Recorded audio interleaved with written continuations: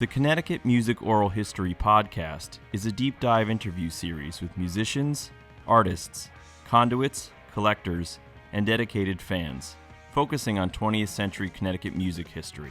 This project preserves narratives, heralds unsung movers and shakers, and defines Connecticut's influential role in cultural history. I'm your host, Brendan Toller. I'm an artist, a musician, a filmmaker, and marketing manager of the incredible Verso Studios at the Westport Library, where this very podcast is being produced. Verso Studios is a media resource and production hub, serving as an inclusive, empowered, future-forward cultural and learning center. A library branch of the 21st century, Verso Studios provides programming, commercial services, as well as educational and content creation opportunities. We have a state-of-the-art hybrid analog recording studio designed in part by Rob Fraboni, the same guy who built Keith Richards' home studio down the road. We record bands, artists, audiobooks, podcasts, and everything in between. We have video production suites, classes, and events. Check us out at the Verso Studios website and on social media. Welcome back. After a long break, the Connecticut Music Oral History Podcast returns with an interview conducted all the way back in February of this year. It's a complete deep dive with hip-hop artist and documentary filmmaker Jim Slice.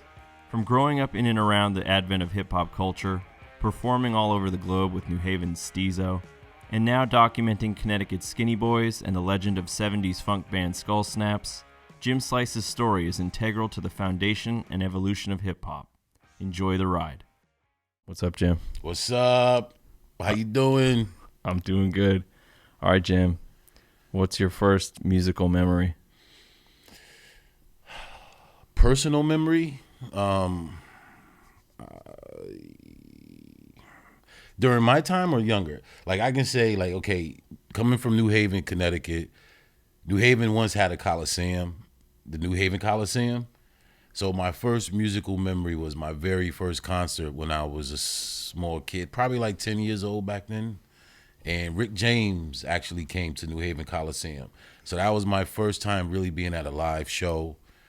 You know, we always heard the records, you hear radio, but that was my first time going to a live concert and actually seeing the artist. And then later on, Tina Marie, he introduced Tina Marie, and the whole place went crazy because back then, Tina Marie was singing a song called Fire and Desire with Rick James, but everybody assumed she was black. So when she came out on stage and they seen she was white, the whole place like, oh, snap, you know. So, but that's my first musical experience, like a live concert in that way.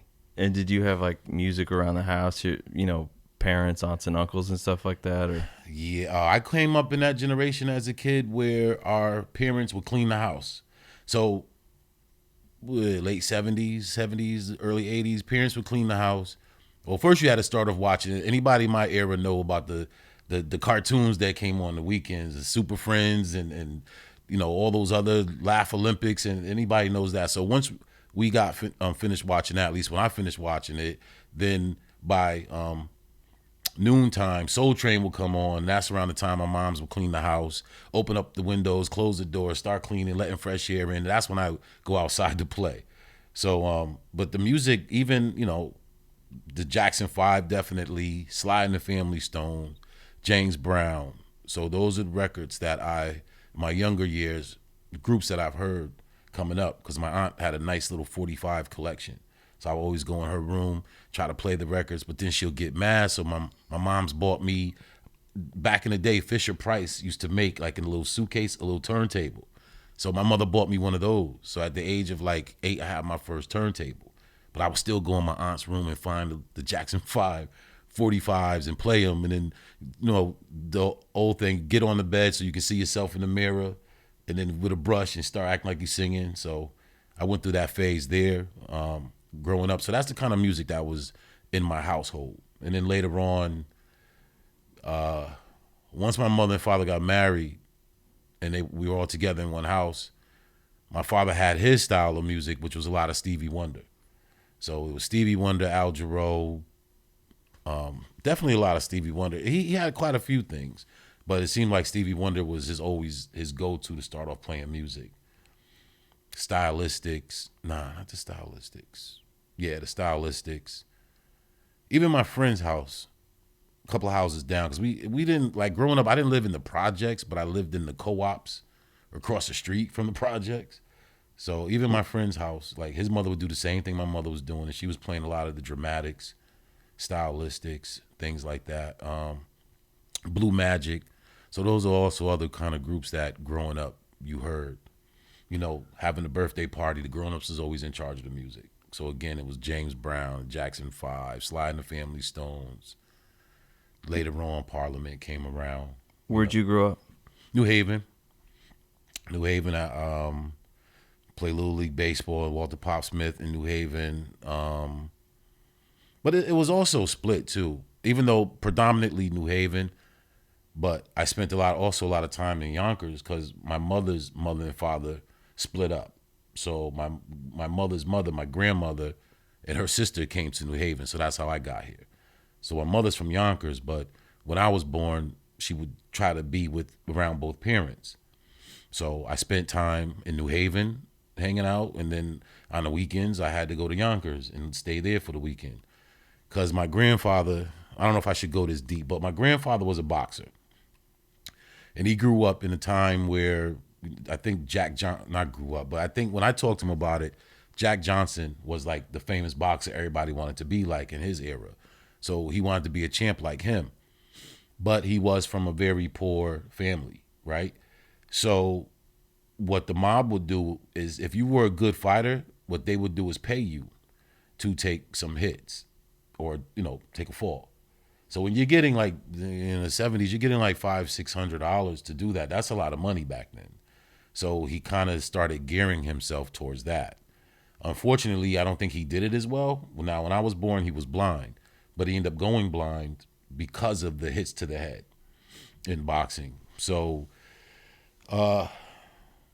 growing up, that's another part. That's kind of the reason why we was always back and forth to Yonkers, because now he couldn't, I guess, live his life. So I'm born, I grew up, he's already blind. And in the 70s, he's running the numbers out of Yonkers for the mob. So one thing I can say about the Italian mob, at least they didn't leave him hanging. He did them favors, so they did him favors. So he did work for the Italians. And, you know, back then when there was no air machines with balls in it back then, choosing the numbers. So back at that point, I think every place did it differently, but in Yonkers, what they did, they had the Yonkers Raceway. So whatever horse came in first, they'll pick a race. Whatever horse comes in first, if it was horse number 8, that's the first number. They'll pick another race, and then so on, and you got your 3 numbers. So yeah, you know, as a kid, I had to go to Yonkers, and I would hang out. I wanted to play my Evel Knievel, my Rock'em Sock'em Robots and stuff like that, but as a kid, sometimes on the weekends, I had to sit at in a little small kitchen with my grandfather and just talk to him and hang out. The phone would ring, and I would just pick up the phone and go, 4, 6, 7 box, you know, 2, 5, 2 straight. Okay, thank you. Hang up. He would keep it all in his head, which was amazing. Everything was in his head. At some points in time, there was always a brown paper bag that I would have to take around the corner to this barbershop. So that, you know, not trying to go too hard into that type of lifestyle, but that's how he... Yeah, but that's how you grew up, so you already had that as kind of a... Yeah. Yeah. So, and I didn't ask for it. I didn't want to do it. You know what I mean? Some people will glorify, I came up, and sometimes I look back at them, like, as a kid, I kind of knew it's something that's illegal or not really out there when it came to numbers, because I don't think it was legal back then. It didn't, you know, it's just like how marijuana is now. Oh, it was a bad taboo before. Oh, now, you know, you can go to a store and buy it. And now, you know, numbers, everybody can go to a store and play numbers. But before, you had to know, you know, there were newspaper stands back then and newspaper stores and magazine stores. So back then you would go to those people, and there was a guy in there, and he'll take your numbers, and then they would go. And that's how it was real more of an underground thing. So, yeah, so he was doing that, and I, you know, part-time in New Haven, and the Yonkers is doing that, and just back and forth until I was 12, 13, because now I'm off on my own. You know, I'm hanging out. I got friends, you know, running here, running there, so I didn't do it as much, but my younger years, that's what it was like growing up. Mm. And then when does hip-hop come into the equation? Hip-hop, like everyone else, people would talk about Curtis Blow, which probably about '80, I think it was. My mother bought me a little box radio. It had one little speaker on the side, a tape deck, and then you had that red record button, right? And she had gave me 2 tapes with that I would constantly play all the time. One of the tapes was Curtis Blow's first album, and the other tape was Michael Jackson's Off the Wall album. Those are my only 2 tapes that I had. So I would play Michael Jackson A side, flip it over, play B side, take Curtis Blow, put him in, play A side, flip it over, play the B side, take Michael Jackson, put him back in. I was just rotating those 2 tapes. So that was me starting to be, again, that's probably like the second wave, because the first wave was when my mother gave me my Fisher-Price turntable. The second wave is when she bought me a box radio. And then from there, okay, when hip hop comes in, there's one more section of music. It's a lot going on because now I had a friend that would play the piano. And we would play Little League Baseball together. And I knew he played the piano, but I didn't know he had a band. Or him and some other guys that I actually knew too. I didn't know they were a band. Like, that's like me and you hanging out and we do our thing together. And then one day, like, I'm coming to my friend's house. You can come with me. And I find out, like, you're playing the guitar and you guys got to, like, I didn't know you guys did this, you know? So it was like that. So I tried to play the congas in their band, but then they kicked me out because I wasn't good. But I just wanted to be in the band because I see my friends doing it. And they were sounding real good, in my opinion, you know? So the flip side to that, me having the urge to play music, which then I told my mother I wanted to play the drums, right? So she's like, you want to play an instrument? Okay, nice. I'll get you something. What do you want to play? I said, I want to play the drums. Okay, fine. Here you go. Here's a guitar. So I'm taking guitar lessons. So this had to be around the age of 8 or 9. Yeah, it had to be around 9 because that's when I started playing Little League Baseball. So I stopped playing guitar lessons. I stopped doing that, and I got serious about Little League Baseball because I was really good at that. And also with guitar lessons, like it's really hectic on your fingertips. You get those lines in your finger, like press hard, you know, to do all these notes and to learn all these certain notes. So at that time, I don't think I was ready for that part of it. And my aunt also, she was a piano player. Like, she taught my little cousin, my cousin John, he plays the piano real well, based on his mother just teaching him. So there was that part of it, because I am in a house at a point with a piano in there. So my father's a family of 10. Like, he's got 10 siblings, right? And all of them know how to play instruments. Most of the brothers know how to play instruments. The flute, the bass guitar. My Uncle Parker was playing the drums. Then they had some friends. So back then they had a band growing up called the Bleachers. Then later on, and they've been around. Then later on they became Rare View. So there's some 45s that's rolling out there by this band from New Haven called the Bleachers. Because back in Hamden, because my father's family was more living in Hamden, Connecticut at the time. So back then there was like this park, I think it was called Mill Rock Park, and there was some bleachers there, and that's where they all hung out because it had like a rooftop over these bleachers, so from the sun and rain. So people just go there and hang out, and that's what they did. So they named their first band called the Bleachers, and then later on they just changed the Bleachers into Rare View, and then that's who they finished out as. So they would play at Toad's. So my Uncle Paul, I would go in his room, and when I'm at my grandmother's house, go in his room, and he would show me how to play the guitar. And this was kind of simultaneously when I was playing the guitar before I stopped. Or then I would go up in the attic space where my Uncle Parker was, and he had his drum set up there. So then he would teach me how to like try to play the drums. So I would play the drums a little bit, but I never really got serious with that. So then hip hop comes around, right? Now at this stage with the Bleachers or with Rare View, and they did a lot at Toad's Place. Some people out there will have heard of Rare View, the Rare View band. Now, like early 80s, like everyone else, Curtis Blow's out with an album. Sugar Hill Gang comes out with an album. So I'm aware of hip hop now probably around 7th grade. All right. I'm at my grandmother's house and I see 2 guys that I know going to the store down on Broadway in Yale area. Right. So they're over on Broadway. I think it was a place called Upstairs Records. So I'm like, yo, where y'all going? It's like, we just walking to the store. So I run and tell my grandmother, like, Grand, can I go to the store with them? She was like, yeah, fine. So I walk to the store with them, and we go up the stairs. This record store. So there's one DJ who's up from New Haven, Connecticut, called SW1. So he's in there, and we're going through records. So I'm looking at him. I'm just taking my fingertips and going through records too, but I don't know what I'm looking for. So he sees certain records. One had like an octopus on it. So he's grabbing 2 of those. So I couldn't understand that because growing up, you only played the one record, you put the needle on it. So he's grabbing 2. So then he gets his records when we leave, we're walking down the street. So I'm talking to him. I'm like, how come you bought like 2 of each record? So he was like, yo, because I'm going to DJ. I'm going to do such and such. And I didn't really understand that. So I'm asking questions. He was like, yo, just watch when we get to my house. I'll show you. Because you had never seen that I've never seen it before. So that was my first introduction to actually seeing this stuff. So at this point, I'm only at Curtis Blow's tape and Sugar Hill Gang's record. Yeah, that's the only thing I know about hip hop. Sugar Hill Rapper's Delight, right? So we get to his house. He takes this sheet off, like, cause he had his dresser, like what they call bureaus, or the dresser with the mirror attached. So he rips the sheet off. It was laying on top, and there's 2 turntables and a mixer. So he puts both records on, and he starts doing the DJ thing. And there's the song that he was doing is called "Rockin' in the Pocket."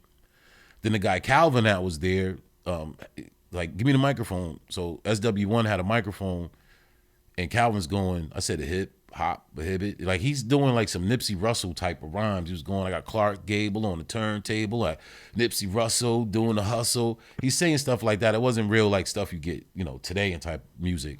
So I'm just sitting on the edge of, SW1's bed and just like checking how everything goes and how he's scratching the records and coming back, and it's just like one big loop. So that's the first time I physically see DJing. All right, cool. What was that Octopus record? Is that a famous The Octopus thing? Yeah, the Octopus records were the breaks and beats back then. Yep. So, and that's my first time. He looked at it like this, like, oh, this got this on it. So I'm just looking, like, I see an octopus. That's all I know. So he knows what he's looking for. So, all right, so this is my first time seeing somebody really DJ. All right, cool. And I leave it at that. That was cool. Then, trying to keep the time frame correct. Now we're going into 8th grade. So now my mother and father buy a house out Deep Hampton. We leave New Haven and we go out like Deep Hampton, like Mount Carmel area. So now I'm out that way. I meet some new friends and stuff. And then there's one dude, his name was Reggie. He was like, yo, I want to take you to this guy named Derek's house. So I pretty much go through the same thing. So we go to Derek's house. I meet Derek. You want to play some basketball? So he lived like behind the school. So we go over to the school for a bit. We shoot some hoops, right? Then we go back to his house. Once we go back to his house, guess what? Here I go again. We get back in his house, and he rips the sheet off the bed. I guess that's how they was doing it back then. He ripped not off the bed, but off the bureau. He was the same setup on his bureau. I guess that's where cats had to do it. And he starts DJing now. When this happens, the records, the music, the time frame. So just to give you a time frame, Candy Girl is out by New Edition. What's her name? Oh, Mickey, you're so fine, you blowing my mind. Tony Basil. Yeah, she's out. Michael Jackson's Beat It. Billie Jean is out. So those are the records he's putting on. Then there was the other record. I forget the group that used to sing it, but it was like, as the beat goes on, as the beat goes on. I forget the group that was sing that. And there was a break in there where the DJs would cut it up. Then it was like, pump me up, pump. Oh, and the beat goes on is Sonny and Cher, I think. That's what I don't. Yeah, you sure? Well, it's a '60s record, but maybe it was a lot of people did. Somebody that might have did it over, yeah, right? Exactly. I got you. I think you're right. I think they did do okay, but somebody I think did it over. I don't think it was Sonny and Cher. you Unless would have known. Yeah. No, I don't think that version was Sonny and Cher because I know Cher's voice. Yeah, I'm familiar with her. So, all right. So those are just to give you a time frame where the music was at back then. Oh, and it was the musical youth. Pass the Dutchie on the left hand side. So these are the records that are going on the turntables. So I'm sitting there, and Derek, he's doing his thing. It's his set. Then he gives it to. I said I was with this dude named Reggie, but I was actually with this dude named Alan. Now, because he gives the headphones to Alan, and Alan jumps up there and he does his thing a little bit. He wasn't that good, So then when Alan did his thing for like 10 minutes, 15 minutes, and he turns to me, "You want to try?" No, first he gives it to Derek. Derek gives it to me like, you want to try? So I'm like, all right. So I get up there. I ain't know what I was doing. I just know you had to make that noise, chicka, chicka, chicka, and then throw the record. I ain't know nothing about you. I ain't think you had to be on beat. You know, I just know, okay, the beat's playing, chicka, chicka, chicka, and just throw the other one on, slide the thing over, and go back and do that again. So then Derek was like, man, you got to stay on beat. So he started schooling me, like, you know, start off with something simple like Billy Squire's Big Beat, boom, ba-bat, boom, boom. So that was where he got me started to where I can start, because it's not a lot going on. It's a real simple beat. You can slide it back, catch it from the kick, boom, boom, boom, boom, boom, ba-bat, boom, boom, boom, boom, boom, boom, boom, ba-bat, boom, boom, you know. So I started catching the basics there. So that's where how I just started DJing, just in that way. It wasn't really nothing like, I want to be like Grandmaster Flash. It wasn't like that. It was just with some friends and people who knew how to do it. And then from there, just times of being friends, going to his house, we would do, you know, there was always that moment, let's go in the room and cut it up a little bit. And in time, I just started getting a little better at it and understanding the philosophy behind DJing. And then in life, the concept of that just kept happening to me. I just started running, meeting people who were into it. And then I got a friend over here. Let's go to my house. Let's cut it up. I meet this guy. Let's cut it up. So that's what got me into that portion of it. Now in Hamden High, I ended up going to Hamden High for high school. So in Hamden High, this dude was from the Bronx. He moved from Connecticut, or from the Bronx to Connecticut. So he's in my early morning class. But every morning it was illegal for us to have a Walkman in class. But he would just like have it tucked in, have one, just, you know, one on his ear, and he'd just be listening to it like, yo. So I never knew he was listening to. So one day he would just go, yo, listen to this. So because we sat next to each other like this, he'd go, check this out. And I'll just listen to it. And then you can hear like the live shows from New York back then, because that's how it started spreading, through these tapes. So when they would do park jams or live shows in a, you know, hall, because back then hip hop wasn't in bars and clubs, right? So you had to be a park jam or a school gym, you know, church, VFW, Elks Club, something like that. So he'll let me hear that. So I'm like, what is that tape? So at one point when the teacher walked out the room, he gave me the Walkman. So I had both headphones and I'm listening to it. I'm like, what is this? So what it was he had these tapes from a radio station. It was a college radio station. I think it was out of Jersey or downtown New York, like downtown. And it was called WHBI. So now this gives me a whole new outlook on what hip hop radio sounds like, right? So now I'm hearing these different things. So I was like, you know, can I hold one of those tapes? So one day he said, I'm gonna bring you a tape. So he let me hold the tape. All right. So now backing up some, this is 9th grade, right? I'm in high school. I just want to back up to the 8th grade a little bit. One more thing. Because remember how I was saying the things that I had? First was my Fisher Price, right, record player. Then I had that little box. So one day, me and my mother was in Macy's, and I seen this little slim box with 2 tape decks. I was like, Ma, I want that. And lo and behold, she actually bought it for me. I don't think she bought it at that time, but she went back. I think maybe it was close to Christmas. But I was like, it had 2 tape decks. I was amazed. Like, 2 tape decks? You know, plus my other one was already beat down, so I needed a new one. So, you know, she got that for me. So now I got a picture of me with that box too, right? So that's the third thing that keeps music within me. So I got my box. So when he hands me this tape, when I say that to say, when he hands me this tape, I have something to play it in, right? So I'm listening, got my headphones on, and I'm listening to this tape. So I'm like, WHBI, okay. And I'm just seeing how the format of hip hop radio actually went, not like what you hear on these stations today. It's a totally different format, especially because back then there was not a lot of records to play. Sugar Hill Gang, Curtis Blow, and then a lot of it was tapes from live shows. So if you weren't old enough to be there or you don't live in New York, you're still able to hear it as it started to spread. All right, so that's that phase of it. So now I'm hearing how hip hop sounds like it on radio or potentially in a party, like at a jam. But I'm still young. I'm really just coming off the porch now. I'm like 13 years old. So I'm really just now starting to get out. So now breakdancing is a thing, circa 1983. So now these other guys that I'm with in high school with, one guy's in my class, he was like, you ever breakdance? It's like, I heard of breakdance and I did, but I've never really tried it. So what is it like? So then he said, you got to get on the floor and do this. So he got on the floor. We was in study hall. So he got on the floor and he started breaking on the rug. And you can't really get down on the rug, right? But he just tried to show me what it was like. So then I went over to this other guy named Bob's house who had a tape, a VHS tape. I forgot what it was. I don't know if it was Style Wars, but he had a VHS tape where dudes was getting down. So I'm like, because this is before Beat Street, right? So I'm like, so I actually jumped into that. So I'm doing that seriously, breakdancing. So that was really my first thing. But running concurrently with that, as we're going through high school, running concurrently with that was me having friends. Like this one dude came from Pittsburgh. His name was T-Mo, the Master of Wax.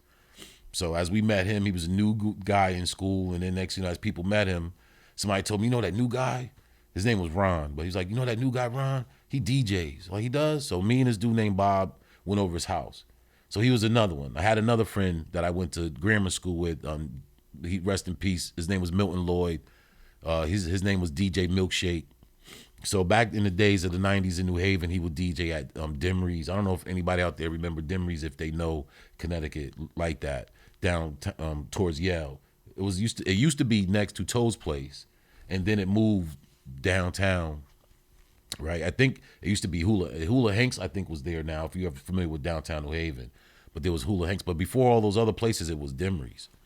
So DJ Milkshake would DJ there, and so that's around like I think the 8th grade or 9th grade. I would actually go to Milt's house to also the same thing to DJ. So I just happened to have a lot of people. So it was only just a hobby for me with friends.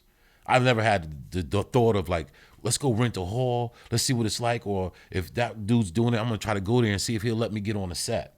I never did it like that. It was just always in the house around friends. It was just, to me, it was a hobby, something to do. I never seen myself going that far with it.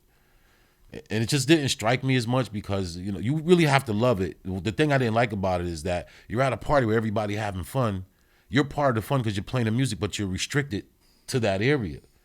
You always had, the DJs will always tell you, especially back then, they always had to have that one song. Like if it's the extended version of the Sugar Hill Gang or whatever it is, play that 12-inch. If that's 12 minutes long, play that, because that gave you as a DJ time to go to the bathroom, maybe chat with somebody. Hey, so how you been? And then get back to your business. So that was a time of me, the culture of hip hop coming into play.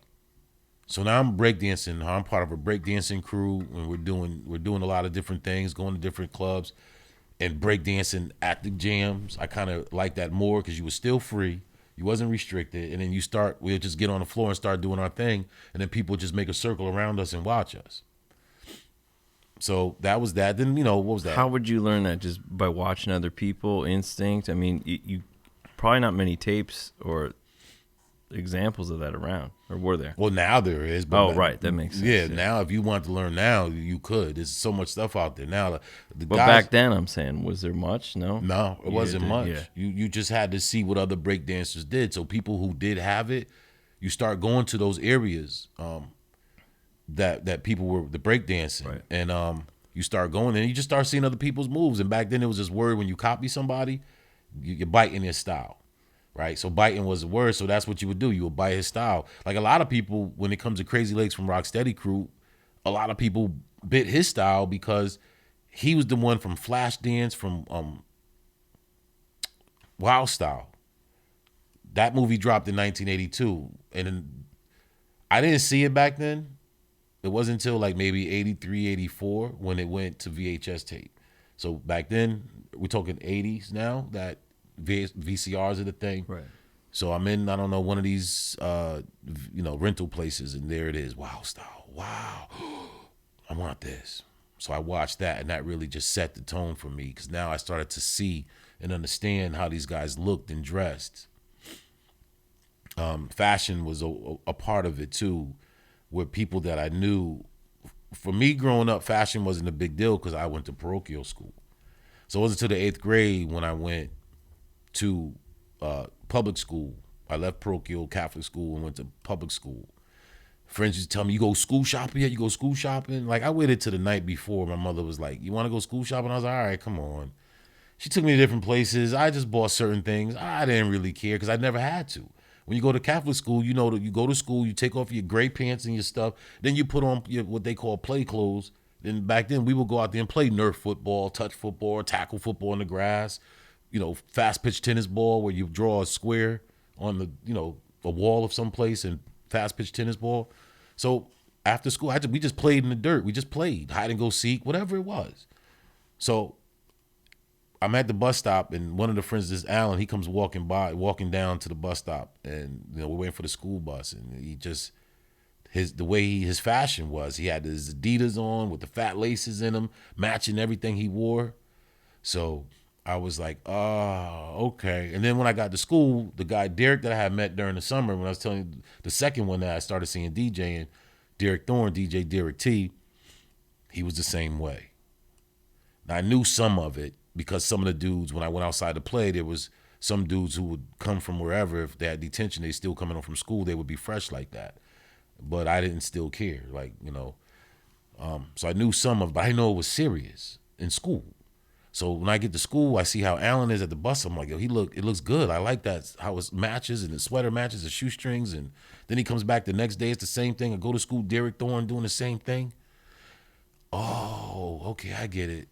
So this is the era of all the games, like the Christmas before. I think I had remember the handheld, I don't know how old you are, but remember there was these handheld electronic games that we would play, right? So that's when I was like 12 years old. So now I'm in high school. So now I tell my mother, I don't want no toys. I don't want anything for Christmas. I just want money. Whatever you can give, I'll take it. So she gave me like $500. And then that's when, around that time, that's when I learned, myself and some friends, and they were like, my friend Alan called me, was like, you want to go to New York? And I was like, yeah. He said, we're going to go shopping. I was like, cool, because I got $500, because that's what she gave me. So I had $500. This is early 80s, so that was kind of a lot of money. Yeah. Things didn't cost a lot back then. So we went to New York, and I was able to get all my clothes. So it was funny, because now I'm into the fashion now. So now, you start to see, and then you start to go to basketball games like Hamden playing Hill House or playing Cross, and then you start to see how these guys are doing it, like, oh, so this is a part of hip hop I got to now gravitate to. Fashion is definitely a part of it.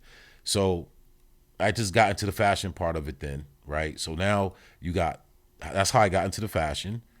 The name belt buckles and all that stuff like that, the different bomber jackets, sheepskins, carnigans, mock necks, Britishers, Wallabies, all Lee 12s, Strattler jackets, like all those things like that. So now I got the fashion going.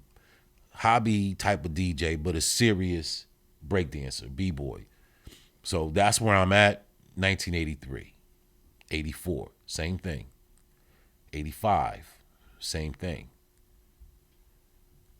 Now, around 84, 85-ish, I'm going out more. So now I'm going to these places, there's one guy coming up in New Haven, Connecticut. His name was Cutmaster. He was from the Bronx too, but he moved to New Haven, and his name was Cutmaster DJ Joey D.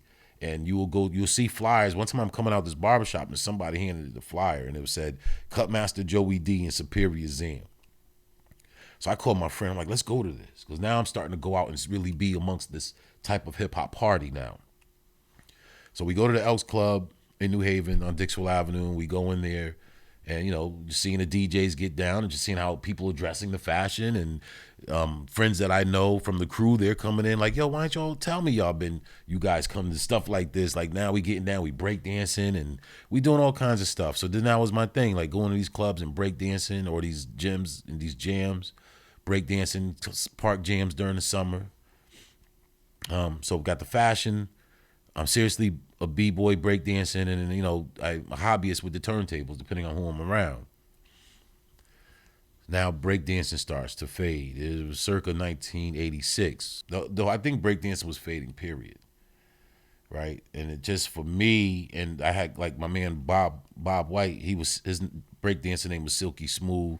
My breakdancing name was Kid Swift, and then this dude, rest in peace, Kenny Gauze, his breakdancing name was Kid Twist. So Bob White and Kenny Gauze was down with like this other breakdancing crew that they got a job with. So this guy named Dave, he was good at getting them shows. So they would go off and literally do shows. If it was at Riverside Park up in Mass or wherever, like wherever they would just do shows. But I never really went. They never invited me, so I never really went. So they kept going on with it. I stopped. So I'm still just dressing fly. That was it for me at that point. So then Bob goes later on, because he raps too. So Bob goes later on, he's like, yo, sometimes in high school when we were at the lunch table, depending on who's at the lunch table, somebody might do a beat on the lunch table. You know, these are the tables that still had the seats connected. I don't know how they look nowadays, but there was the tables that fold up, you fold them down. And I had those here. Yeah, so, you know, you sit there, but they make a very good percussion sound. So you ball your fist up with one hand, you got your hand open, and you got your bass and your snare. You got your kick and your snare. So a dude would do that, and then people would start rapping. So now I'm hearing Bob rap. I'm hearing this guy named Henry Jackson, King Henry V. That was his rap name. He's rapping too. So everybody's starting to kind of move away from the breakdancing into the rapping. So King Henry V and Bob, I forgot what his rap name was at the time, but they started to be like a group. So Bob comes to me and goes, start rapping. And I go, man, nah. Where are we gonna go with it? I already did breakdancing. It's not gonna take us anywhere. Like, I gotta worry about what I'm gonna do after high school, right? You know what I mean? So, you know, it's just funny. So one day I'm at home, I'm going, you know what? Let me sit down and try this. He wants me to rap. And it was this other dude there's a lot of rest in pieces here, but this guy, Larry Love was his name, Larry Young. When they was playing the beat at the table, because Larry will mostly be the one playing the beat, and everybody else will rap. And this other guy, Kenyatta, and I think his rap name was Mr. X. So when Larry started rapping, I was like, I didn't know Larry was rapping. He was doing pretty good because he was playing the beat and he was rapping. So they would take turns. And when he started rapping, I'm like, oh, for real? Larry raps too? So when I went home that night, I said, let me give this a try. So that's when I went home and I sat down and I wrote my first rhyme. So then I said, now I got to let Bob hear this because I don't know. I don't have my confidence like that. So I got to let Bob hear this. So one day me and Bob was walking and I said it to him. So you're the one that got me like trying to rap. So I said my rhyme to him and he didn't say anything. He just shut up and he never asked me to rap again. So I was like, in my mind, I'm like, I guess I wasn't good. I guess I don't got it because he didn't say anything. And he never did. It's funny because it was like a couple of years ago we spoke on that. And he was telling me, he was like, because I thought you was coming at me. I said I wasn't coming at you. I was trying to impress you. I'm trying to you told me to rap. I'm trying to like, how do I, you know, how was I? Was I any good? I wasn't going at you. I don't know nothing about battling people or nothing like that. I'm just trying to write my first rap. So that first rap is funny because I still remember it. It wasn't long, but it went like I said, I took a little bit from Kumo D because Kumo D back then, people know him from his songs earlier in his battles with L. Cool J, like the Wild Wild West and all that stuff he did. But before that, he was with a group called Treacherous 3. So he was the one that kind of elevated the lyrical skills of rappers, especially going into the 80s. You know, Busy Bee was more simplistic. Have you heard of Busy Bee? Mm-hmm. He was more, you know, say ho, blah, blah, blah, blah, but dang and dang. Like, stuff like that where Kumo D, like, had an intelligence using big words. So I took a little bit of his style. So my first rhyme, it wasn't long, but it was more like innovator. My rhymes are greater than the ones you heard.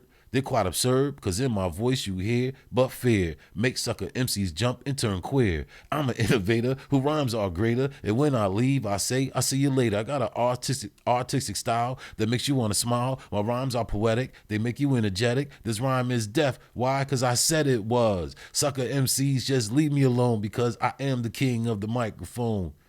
And Bob didn't say nothing after that. Wow. I was like, and in my head, I'm like, was that any good? Was I good? I guess I wasn't good. He didn't say anything, so I just dropped it. The pen and everything, the mic drop, pop. All right, so that I wasn't good. Because I looked up to him because he was good. He was already doing it. So his confidence and his skill level was there. And so we ride this out until 86, 87. That's when I graduate high school. Right? Now, so there's not a lot of breakdancing, but there's like hip hop dances. There's a lot of hip hop dancers back then, right? So this is where Stezo goes. Because Stezo was also breakdancing, right? So Stezo leaves breakdancing, and now he's doing like those hip hop dancers. So when you look at some of the groups in the 80s, they always got these dancers behind them dancing. But that's like a thing of its own, right? So Stezo got into that as well. So now EPMD is a group who was on Sleeping Bag Records, fresh Sleeping Bag Records out of New York. They dropped their first single. They come to New Haven with their dancers and do a show. And Parrish Smith, which is the PMD of EPMD, actually went to Southern. So he was familiar with New Haven. So they came to New Haven to do a show, and they had their dancers. So when their dancers was on the dance floor, like just before the actual performance, they were dancing on the dance floor. So Stezo went out there and was doing his thing. So I guess Parrish liked the way Stezo was doing his thing. So Parrish goes to him later and go, yo, you want to come on tour with us? So now Stezo's into those moves right there, right? He's going on tour with EPMD. He's dancing. This dude named Fendi was also one of their dancers. And Stezo ends up in the EPMD's You Gots to Chill video. In that video, he's wearing this yellow baggy outfit. And he does this dance where it's like a hop step dance, right? For some reason, that dance sticks. He also had a dance that he made up called the Steve Martin. He didn't make it up, but he kind of took it from some things when Steve Martin did a movie called The Jerk. And he was living with this black family, and they were on the porch in the country singing and dancing, and Steve Martin was doing his dance. So Stezo took that dance from him and called it the Steve Martin, right? Just like there was another dance called the Pee Wee Herman where they took Pee Wee Herman's dance. So they did it. EPMD on their first Strictly Business album actually does a song like that. So now Stezo is with EPMD. They're doing their thing. If you look at the first album cover, he's on the back. Now something happens to where now Stezo's no longer on tour with EPMD. He comes home. Being from New Haven, we all kind of got the same circle of friends, depending on who you're around. So, I'm hanging with this one guy named LG56. That's what we call him. His name is Lamont, but we call him LG56. So we all outside on Shelton Avenue in the New Hallville section of New Haven, and L goes to me, he goes, yo, Jim, Stezo's on his way, right? I was like, okay, that was cool, because anytime he came home to New Haven, I wouldn't see him, and we did know each other prior before that, right? Through the breakdancing, that's when I actually met Stezo, because all the breakdancers in New Haven knew each other, So then he gets kicked off the tour, which that's another story on his end. So I come into play with that, where Stezo, we're out there and there's a lot of illegal action going on. So Stezo comes to me and go, yo, are you out here working? I'm like, nah, I ain't out here. I'm just hanging out. So he's like, yeah, okay, well, let's get out of here, man. 'Cause if something happens around here, go down, we don't want to be around for that. We're not making no money out here. All right, where you want to go? I don't know. Let's just drive. So we jump in my Cherokee and we drive off. So we halfway down the street, and so I'm going, yo, so what's up, man? What's going on? What happened? What's up with EPMD? And then he starts telling me the story. He was like, yeah, they sent me home, blah blah blah, for certain things that they sent them home for. So I was like, all right, so why don't you try to make a record? He said, I did. But they didn't accept it. So Stezo, Dulio, and one of their other friends, I guess. Now, before that, I don't know if I'm going into another story, but Dooley is doing these songs. Through LG56, I meet Dooley. I go over to Dooley's house one day. He lets me hear a song it's called Talking Sense, with the I think it was the Average White Band song. So Dooley lets me hear that. He's the only one rapping. So a week later, I come back, and I thought it was good. I'm like, oh, that was good, Dooley. I didn't know. Another time, times I was around him, I didn't know you was into rapping and stuff, right? Because he just let me hear it. So I didn't know you did that. He was like, yeah. Okay. So I don't know if I went too far, but I do want to back up one more second. Well, was Stezo, was that a big deal that he was in kind of EPMD's kind of Entourage type of. Yeah, exactly. Yeah. That's still early. That's mid-80s. Well, that's going into late 80s hip hop. So that was anyone like, why not me? Why Stezo? Or it was, you know. No, not really, because people understood. Like, I can't speak for everybody in New Haven, but the circle of friends that we had, we understood how he got there. He was just a person that was, you know, like, say if you just like sawing trees down and someone who's got a company like that seen you sawing a tree and was like, hey, I could use you over here. So, I mean, it wasn't like he beat anybody out for it, where it's a competition and we're mad because you got the job and we didn't. They just chose him, seeing him do his thing on the dance floor. So, but backing up just a little bit as far as my musical experience, I just want to touch on that. I gave you how music was around from the turntables to the box to my 2-tape cassettes. Also within that, one of my uncles, my father's brothers who was in the band Rear View, had a Dr. Rhythm drum machine. So he let me hold that. So that's another entity of the music, of learning how to tap drums and programming it to play the beat, adding the snare and the hi-hats. And so I had that under my belt. I had, you know, how to loop something. I had that under my belt. And then I understood the DJ part of it and the rapping part of it. Another part to that, I had a couple of tapes from WHBI, right? There was this one part where DJ Red Alert plays this break beat, but he didn't let it play out, but it was so hot to me. So now we're at this gym playing basketball, and my friend Bob, again, he has his box. That's another thing. I did grow to a bigger box, right? So I did that. My box was big. I had the one with the alarm on it. How many batteries did it take? That one I think was 8. It was either 8 to 10. Yep, it was 8 to 10 batteries. I think it was 8, 4 on the bottom and 4 on top, if I'm not mistaken. So that's why I didn't take it out a lot, because it would chew up your battery. So I had that element of the music, right? I didn't know anything about a studio. So I just wanted to throw that in there, right? So now with Stezo, he's telling me his story. I go back to Dooley's house. Before me and Stezo got up, I go back to Dooley's house and he's telling me, yo, Stezo was in town, so I missed him again. So now he's letting me hear the same song, but it's him and Stezo rapping. It's like, oh, that's even better. That's cool. Like, I liked it. Like, you guys are rapping. And I say that to say this because it makes sense in the part of the story where Dooley didn't tell me everything. So when I'm with Stezo, I'm like, what happened? Like, how come you don't try to do your own thing? He said, well, I did with Dooley. We took this music to the Fresh Records, Sleeping Bag Records, but they didn't want us, blah, blah, blah. So this is why I had to bring back that other, how Dooley was on it. So that's why him and Dooley did it. And I wasn't around, so I don't know why Sleeping Bag didn't want it. They didn't deal with it. So I had a little money then, right? So I go, well, why don't you do your own thing? And he was like, I would, but I don't have no money for the studio. So I was like, well, you know, I asked him a few questions first, like, all right, say if you got a record deal and you made a music video, can I be in it? Yeah, you can be in it. Okay, say if you got a record deal and you did a show that was like, say at least close by, like in Philly or Jersey or New York, can I go? Of course you can go. Okay. Say if you did the back of an album cover like Eric B. and Rakim did, where they had their friends on the back of the album cover, can I be on the back of the album cover? Man, you stupid. Of course you can be on the album cover. So I was just like, all right, find a studio. I'll pay for your demo tape.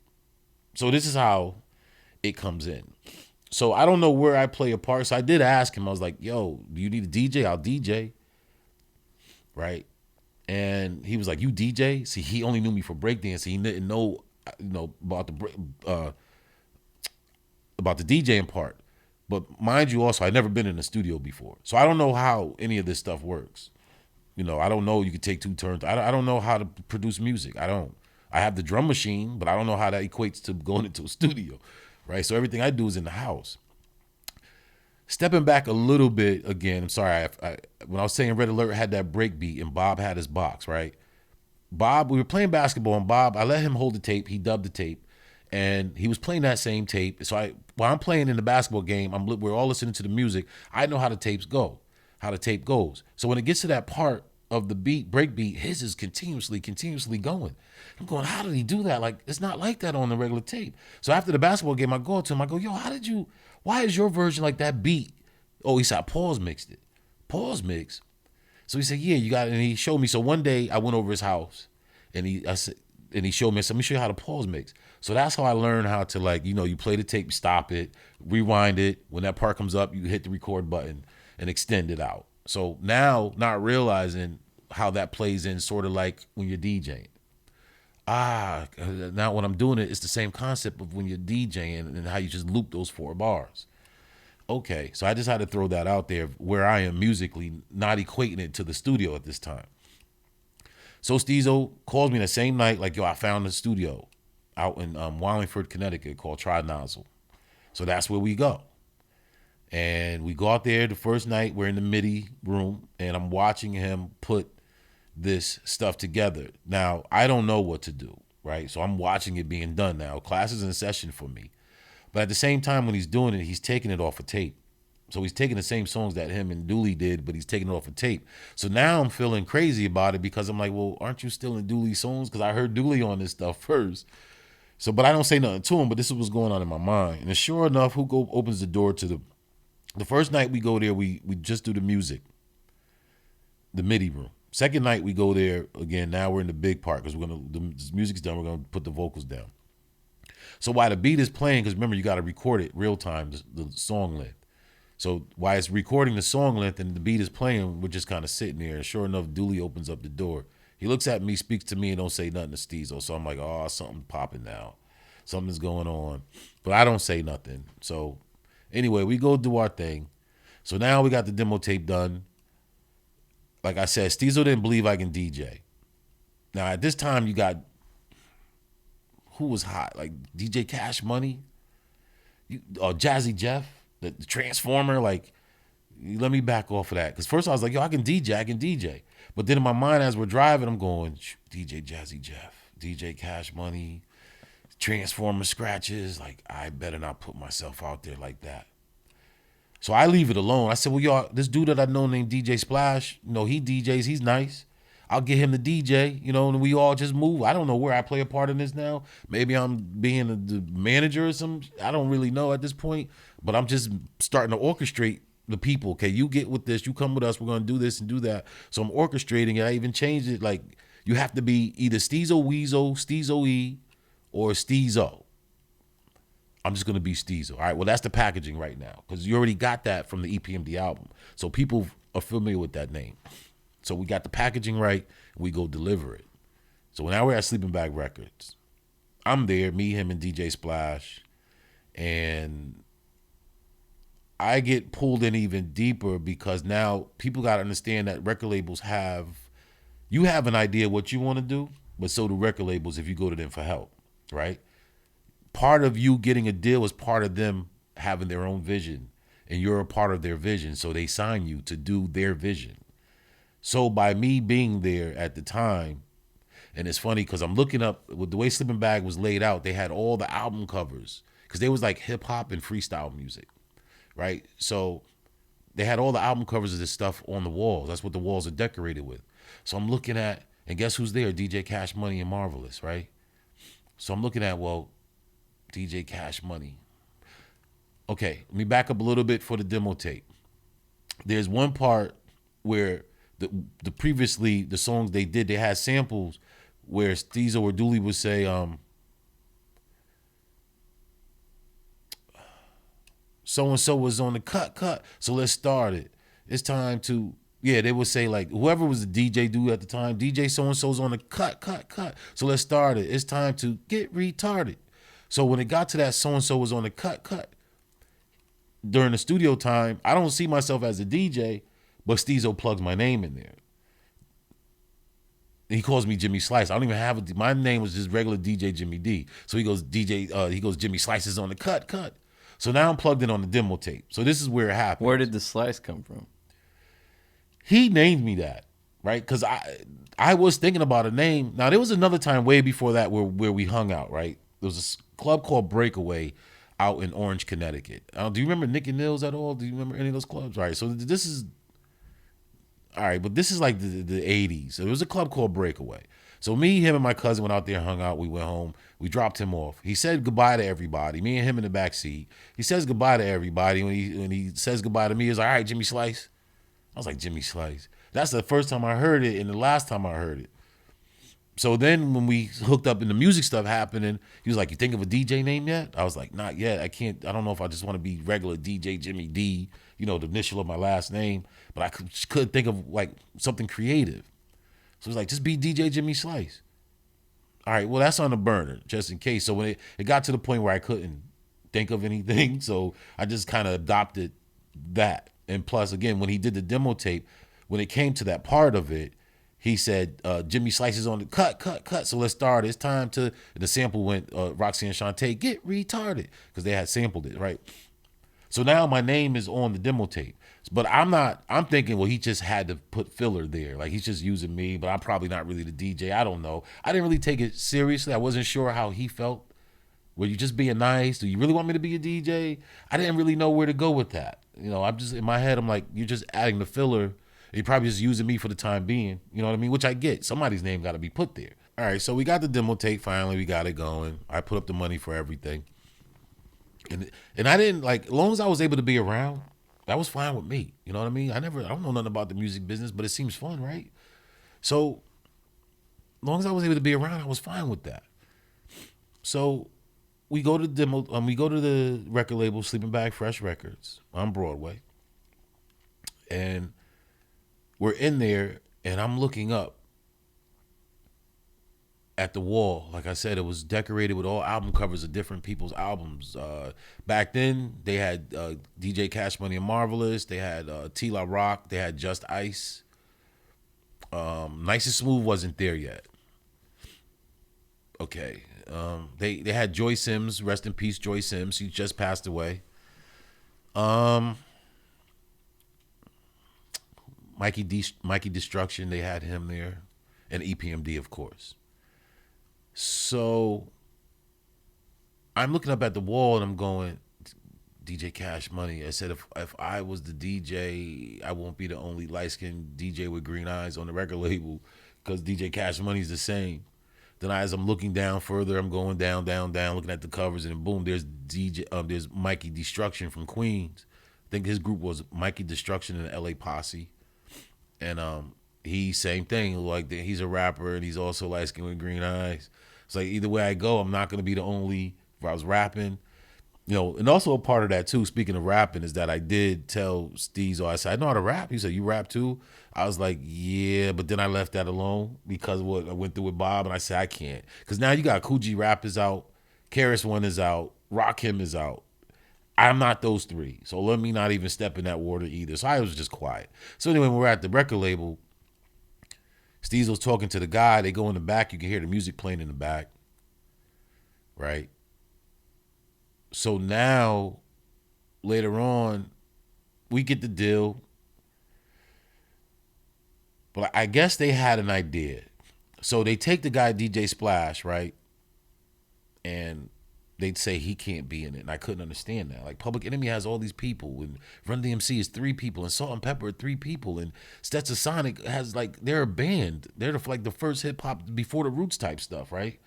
So I'm like, why can't we have 3 people? I don't get it. I couldn't understand why it was so hard for us to have 3 people. But this is what people don't realize. Sometimes you want your record deal, you know who you are, but also the record company has their thing that they want to do with you and how they want to market you. Sometimes they want to copy, right? So before us, 87, I think it was around 87, there was a group called, or 88, there was a group called Super Lover C and Casanova Rudd. 2 light-skinned guys, one got light eyes, they both got high top fades. So when me and Stezo took our first promotional pictures together to get that part started, Stezo calls me up that night and he goes, yo, we can't do this. Right? So what do you mean we can't do it? He said, you really look at that picture? Because we both had a copy of it. So, like, look at that picture. What do you see? In my eyes, I'm just seeing us, right? I see me and you taking a picture. He was like, nah, really look at it. Don't we look like Super Lover C and Casanova Rudd? And once he opened my eyes up to that, because I'm not really thinking like a label. It's my freshman year. So this is his sophomore year because he was already with EPMD. So he went around the loop already. So when I looked at it and he said that, it just seems like it, yep. It's like, we can't do that. Like he said, we try to do that, we're never going to be We're always going to be looking at the secondary. And I think that's what hurt DJ Cash Money and Marvelous, because they was like a second handoff of DJ Jazzy Jeff and the Fresh Prince, wearing the little turtlenecks and just a clean cut look. And they were kind of the same way. So I was like, they remind me of, and they were both from Philly. So I was like, you're right, we can't do that. So then we had to go get a third person to offset that. And then the rest is kind of history from there, you know, as far as us getting on and going further. We did a lot, and there's a lot we didn't do. We traveled a lot of places. I mean, when we first started going on the road, it's funny because you would think, like, I was 20 years old. Yeah, I was 19 when I got started, but then my birthday came up. This is 88. So we started the summer of 88. And then my birthday's in November. So then I turned 20 in November. Right? And I think I forgot where I was going with this. Well, when you're on the road and okay, you guys are on tour, mm-hmm. So what is your role within Stezo? Oh, I became the DJ. Right. So I did become the DJ at that point. Even we did get the third person to offset it, but he was also a DJ. So it was like when we went to London, the other dude was still in high school. His mother was like, you ain't going nowhere till you finish high school. So you would think, like, when Sleeping Bag said, okay, you guys going to go start doing some promotional shows and touring some places. So you guys got to go get your passport. Passport for what? So you can go over to London. So we're not going to London. We got to get it popping here in the U.S. first. Then we go to London. But see, what we never knew is that we're thinking the record ain't out yet, but we didn't know they was already doing their thing in London. So we, like, as 20 years old, you would think it'd be happy, right? No, we was like, nah, man, not London. We're going to do the States first. And once it's lit over here, then we go to London. That's how it works. We can't go to, people don't know us in London. But sure enough, we got there and we had to do a record signing at a record store and meet people. It wasn't a lot of people there, so that's the first thing we did. So it was kind of disheartening, right? So it was like, we were right. Like, why are we here? They don't know us here. So kind of upset for being in London. Like, we're gonna be getting played the whole time. So after that long flight, we get to a hotel room, like I said, and we go to do the in-store with the signings and everything. That was another thing. Like, the night before we did the in-store, these guys came in with hand trucks, like 4 hand trucks full of records. And, like, sometimes people think it's, like, all glorious when you're making records because they watch the music videos. Some people don't understand the work that. It could be boring and tedious, right? So we have to sit there with a Sharpie and all these 12-inch covers and Stay Sweet from Jim Slice, Stay Sweet. Like, if a girl gets this one, stay cool. Like, if a guy get this one, so for as a girl, Stay Sweet, Jim Slice. If a guy, be cool, Jim Slice. Stezo doing the same thing. So it was weird about that is somebody on Facebook about 10 years ago, when Facebook really started popping off, somebody shared with me a 12-inch. I guess they were from London, because that's the only time I did it. And they had a 12-inch with my name on it. It said that I autographed. I was like, wow, like, you really got one of those. I don't know which one it was, because we had mad records. It was boring for us to just sit there, take out, what is it, like 50 records a stack per box, and you take out 50, you sign them, put them in. You weren't meeting people in London? Yeah. Not yet, because the promoters will do their job to take you where you need to be, and then once they're done with you, they drop you off at the hotel, and you're on your own. So as we got there, they took us out to Blackpool, England, which was like a Woodstock, but instead of staying in tents, you stayed in like these little campers. And it was a lot of them too. It was kind of cool, right? It was like a Woodstock. So we stayed out there for a night. And then we did a show someplace else. Like, when we got there, they took us to the outskirts, different parts of London, like, or England. And we're just doing different things. So, and a lot of the things that we're doing is like predominantly white things that we were doing. So for us, it was like, well, they're not going to know our music. You know what I mean? Because back then, hip hop or rap you felt it wasn't out there like that. Unless you were Run DMC with the King of Rock song, or it's like that and that's the way it is, but no one's gonna know us. So why are we're promoting our music, we're doing what we're supposed to do, but we couldn't understand because places, again, where we were, it was a predominantly like white crowd, so we just felt like we weren't reaching people. We felt they didn't understand us. So we just kind of felt like blah the time we were there, but we're just going through the routines like, hey, we're in London or in England, let's make the best of it. Then we did this one show finally in London. Now they bring us back to London, and we're back in our hotel room where we first got to. Most of our clothes was there. We're back in the hotel room, and we do this show at this club called Dingwalls. It was like a shack. We did radio. We met Tim Westwood. We was up on the radio there too. Tim Westwood was like a DJ Red Alert, a big time DJ in London. To this day, he's probably still the same dude. So we do the show in Dingwalls with Ultramagnetic. And it was funny because we pull up in front of the place. You had to go down this dark alley to get to the place. So we pull up in the cab at the place, and some guy comes running out of the alley. Like, it's a dark alley, but you see a lot of people back there. And some guy comes running out holding his face like somebody must have bashed him in the face with a stick or something. His nose is bleeding. I don't know if he got punched, but I'm going, oh, crap. I don't know if we want to be here. I was like, we don't want to go there. So we had lady promoter with us. She was like, come on, guys. We're just going to go. So I'm like, oh, boy, here we go. Let me just start keep my fist just in case. So we got, and everything was cool. We was at the door like, yo, it's us, it's Stezo, Jim Slide, blah, blah, blah. And we're like, all right, come on in. We had to fight through people, excuse me, because they was just, a lot of people trying to get in. And it was hot in there, too. It was a sauna in there.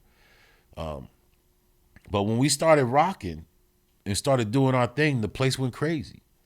And I was just shocked because I was like, what, for us? Like, seriously? But that's how much they were already familiar with us than we knew. It's just that when we first got there, they took us so to these outskirts that we never felt the aura, the essence of hip hop at these parties. It's so it was like, well, these aren't really hip hop people. Maybe some may know, some may not.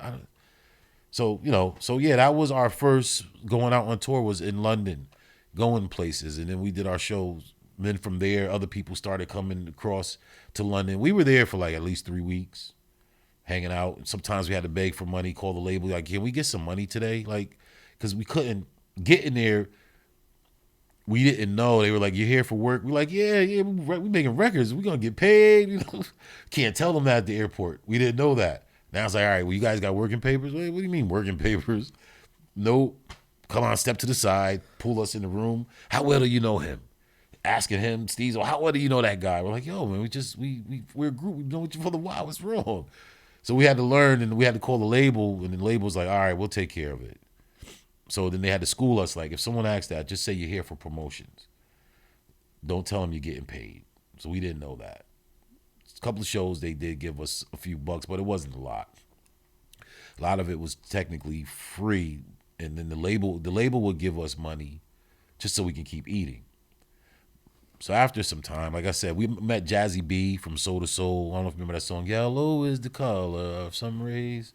Keep on moving, don't stop now. I don't know if you remember that, but we met quite a few people. Ultramagnetic came there. Just Ice eventually came over. He had a song called Latoya that was real big. Just Ice had a few songs. Who else came over? I met Teddy Ted, Special K. They was out of Hackensack, New Jersey. The Awesome 2.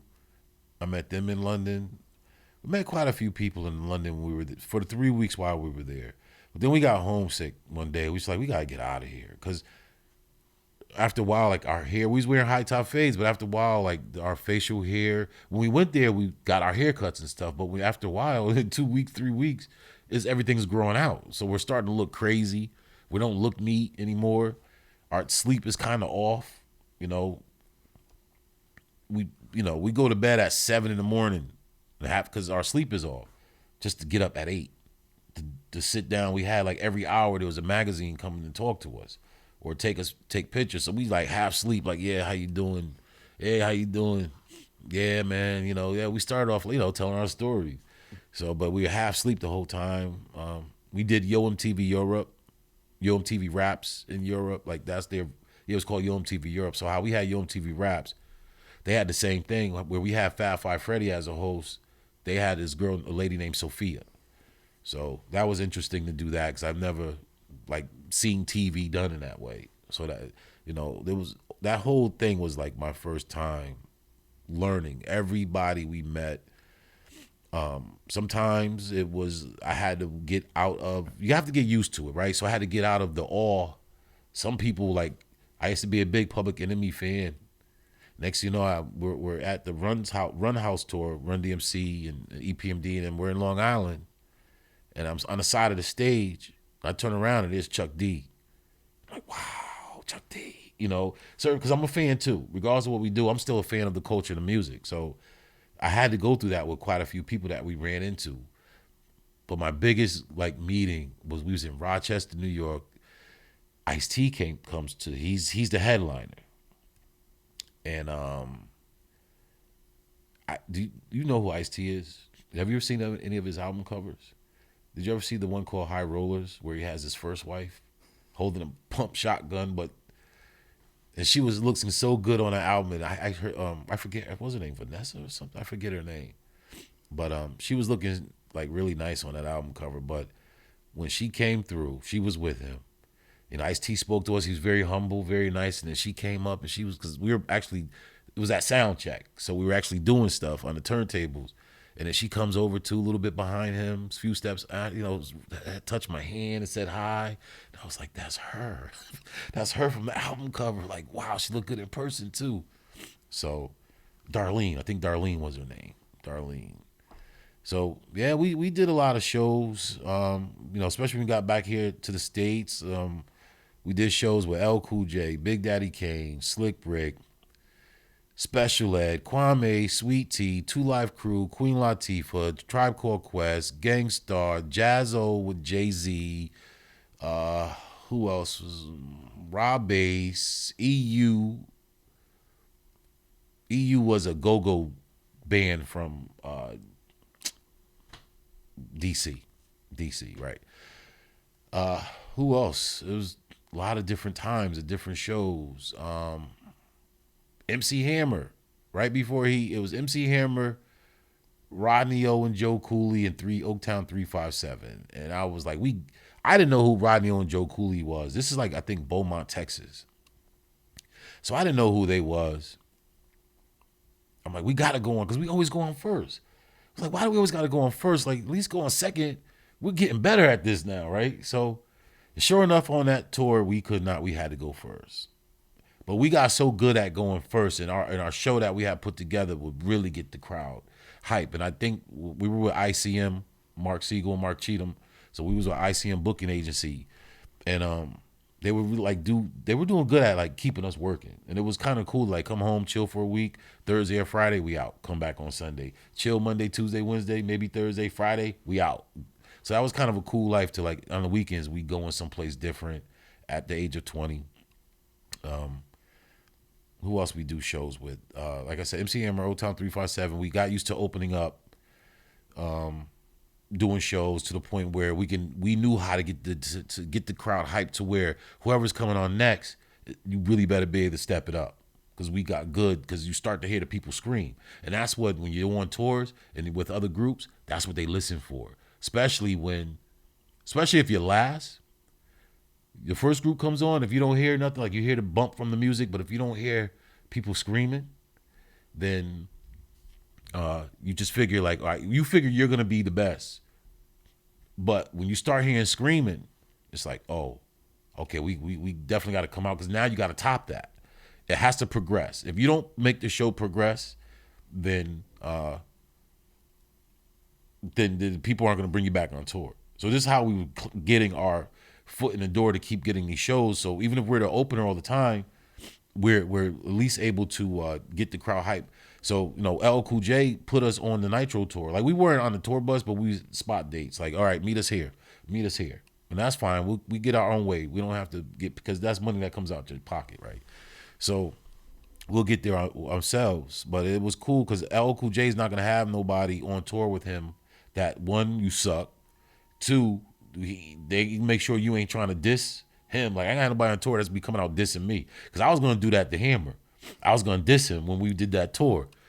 I bought a hammer and everything. I was like, we about to diss Hammer. I wasn't thinking like that, and not so much because Stezo was a dancer. Hammer was a dancer at that time. Now Hammer had Please Hammer Don't Hurt Him. This was right before he drops You Can't Touch This song that really catapulted him, right? So this was right before then. And when we do tours with Hammer, we did a show and I'm like, I'm gonna diss Hammer because we're gonna battle. That's in my head.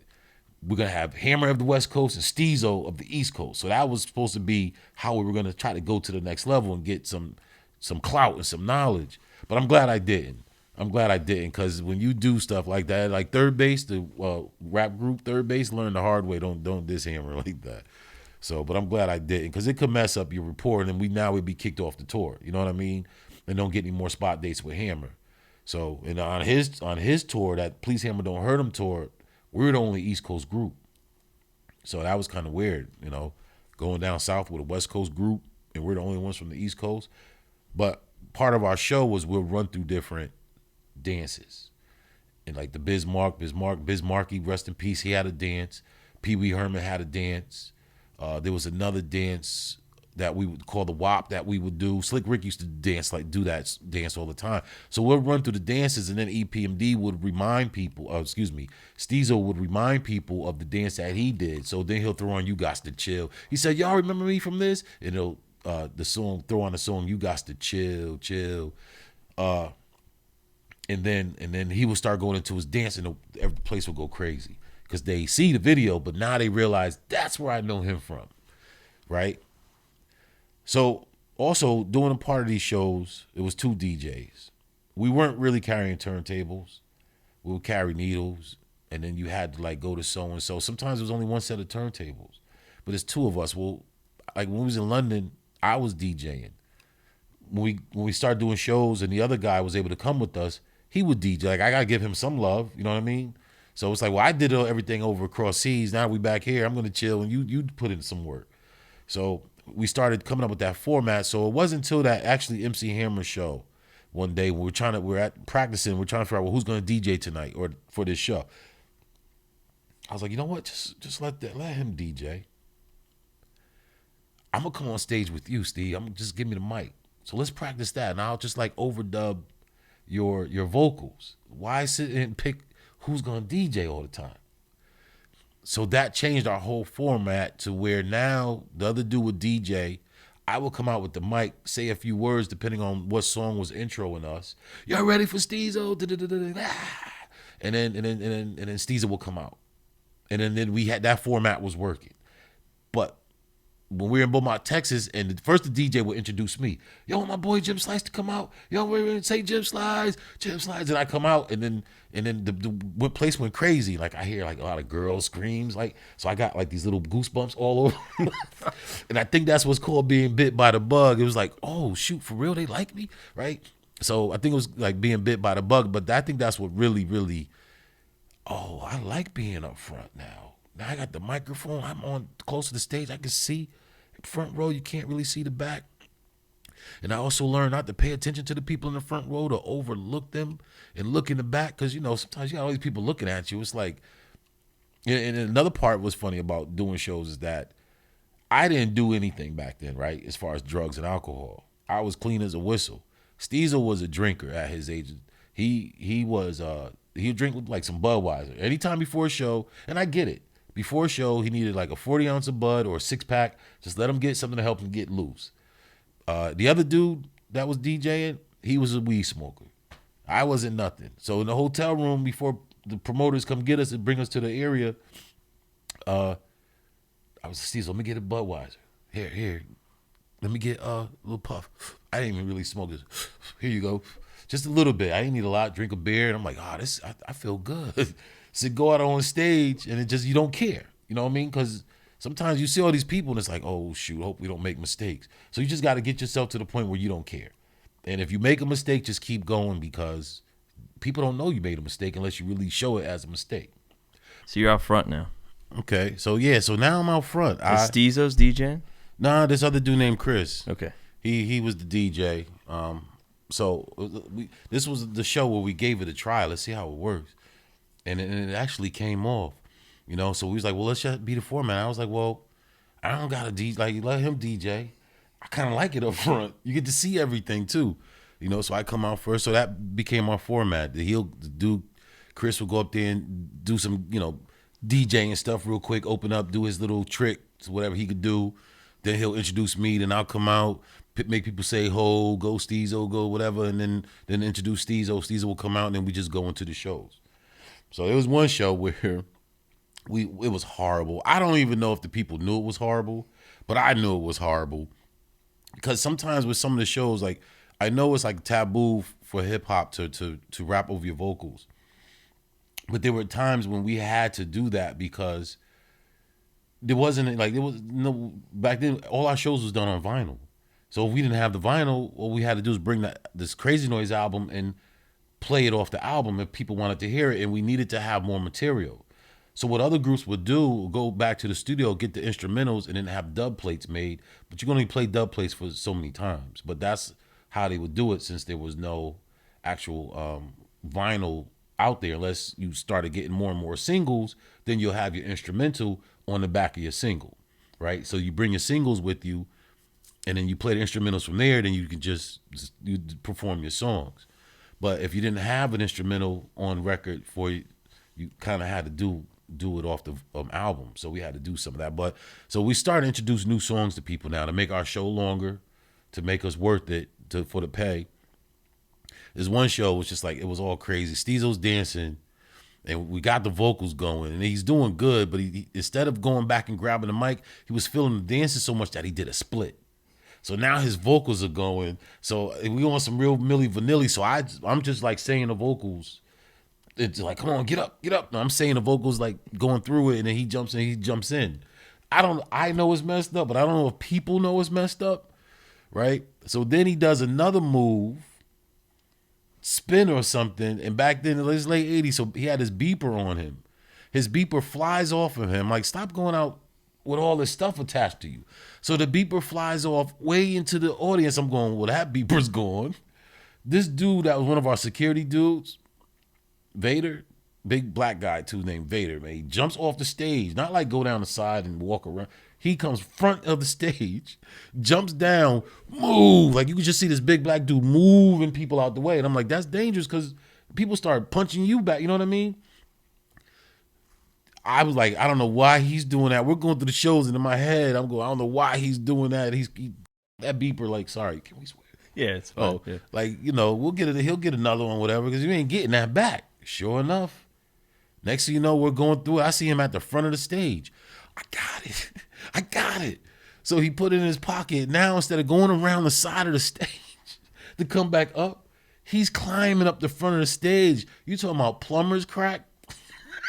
I was cracking. I said, it's so messed up, but it was just so good, like funny to see. Like, I know this is not what it's supposed to be. You climbing up on stage, your pants are sliding off your butt. The whole world is seeing you, and you on front of the stage. Like, dude, why are you doing that? So in my head, he's messing up our show. But when I think about it afterwards, I'm like, this was hilarious. It's like one of my favorite shows, was just bloopers everywhere. Like the whole audience seeing your butt, man. You was just, why didn't you just walk around? Like, they'll let you come through. And even when you went down, like, he went and just jumped off the stage into the crowd. Like, they just moved out the way and let him come down. Then you just see him move. Like, he found that beeper. Like, oh my goodness. Like, it's for it to go so bad. As long as we didn't stop. As long as you keep going, the world probably they didn't know. But it's just, I knew. So I'm thinking, like, we really screwed that show up, because we were on the road. It's like, we screwed that show up. But, that's just some of the things of being out on the road. Again, the Houdinis, people we did shows with, Kid and Play, MC Light, Bismarcky. That particular one was 2010 too, when we did that. That was actually in Bridgeport, Connecticut. It was a thing called the Fresh Fest. And it was Slick Rick, Dougie Fresh, Houdini, Big Daddy Kane, Nice and Smooth. So you guys are still doing shows up until then? Yeah. Yeah. That was the last show that I did with them before myself and Stezo had a fallout. Well, ours was like 2012, but we've already had done that years ago, twice, and fell out. So we fall out 89.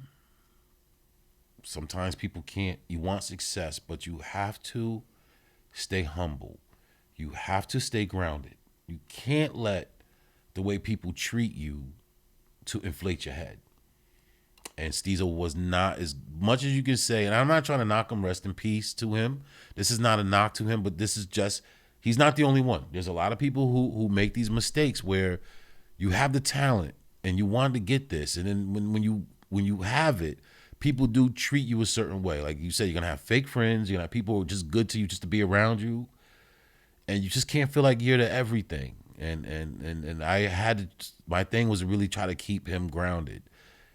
And he couldn't take it. And I think his head got inflated to the point when he started telling me, like, yo, hold on, yo, you can't just, yo, I'm telling you how we have to maneuver, and now you're telling me I'm wrong. Like, not that you have to agree with everything, but it got to the point where if I can't speak to you, nobody else out here can reach you and speak to you. If I'm losing, you're way gone. And that's what happened with him, to the point where it was like, yo, sleeping bag's about to fold. That was the whole thing with us. Like, we had an argument because, I couldn't speak to him the way I wanted because we had company with us. Dude named Big Head from Brooklyn. But, all night I'm going, I got to talk to him about this. We got to get ready to move. Sleeping bag's going to fold. We got to get ready to move. And it was just something that happened that night to where he just, I don't know. We just had an argument. I was like, yo, take me home, let me out the car. I'm like, later for this. Like, I can't speak to you. I can't reach you. Because people are treating you, because you are Stezo, but we had to put your name up front, even though technically mentally we're a group, but you are Stezo, and people treat you as the only one. But that's what's filling him in his head. Like, he's Stezo bringing his friends with him. You know what I mean? Nah, we're kind of already with him, but we didn't go as a group name, but the Stezo was the group name. It's an oxymoron, because Stezo is the group name, but he is Stezo too at the same time. So, but that's what we had to do to try to get on, to market to where something's going to catch coming off of EPMD. It's also a long time to be on tour with somebody. Yeah. I mean, this was when we was home, right? Oh, we were at home. This was during one of the weekdays or something, and we were at home, and we just had an argument because I couldn't reach him, and I had to tell him, like, we're about to be over, but we had to end up having an argument where I never said anything. I just got out the car, like, all right, fine, because this shit's almost over anyway. So, and eventually it started dwindling down. He was able to keep living off the aftermath of it, like, but eventually he just never came back because, dude, we had to jump to another record label, even if it was Wild Pitch or Profile. Like, we got to make some moves someplace. So, we know from 89 to 92, we didn't talk. It was like the fall of 89 because we toured all summer together. But it was coming to be the cold months. It was like, because I know we had jackets, like coats on again. So it was like fall of 89. And then we had that argument. And I was like, all right, fine. You know what? Let me out. Take me home. And when I closed that door, I said, Lord, I'm in my head. I'm going, you don't even know this is over. It's over. It's about to fall. And I knew it was coming because of what somebody else said at the record label. So we didn't really get back together until like 92. So that's when you go on YouTube, you see a song that we did with the independent label called, a song that we did called Bop Your Heads.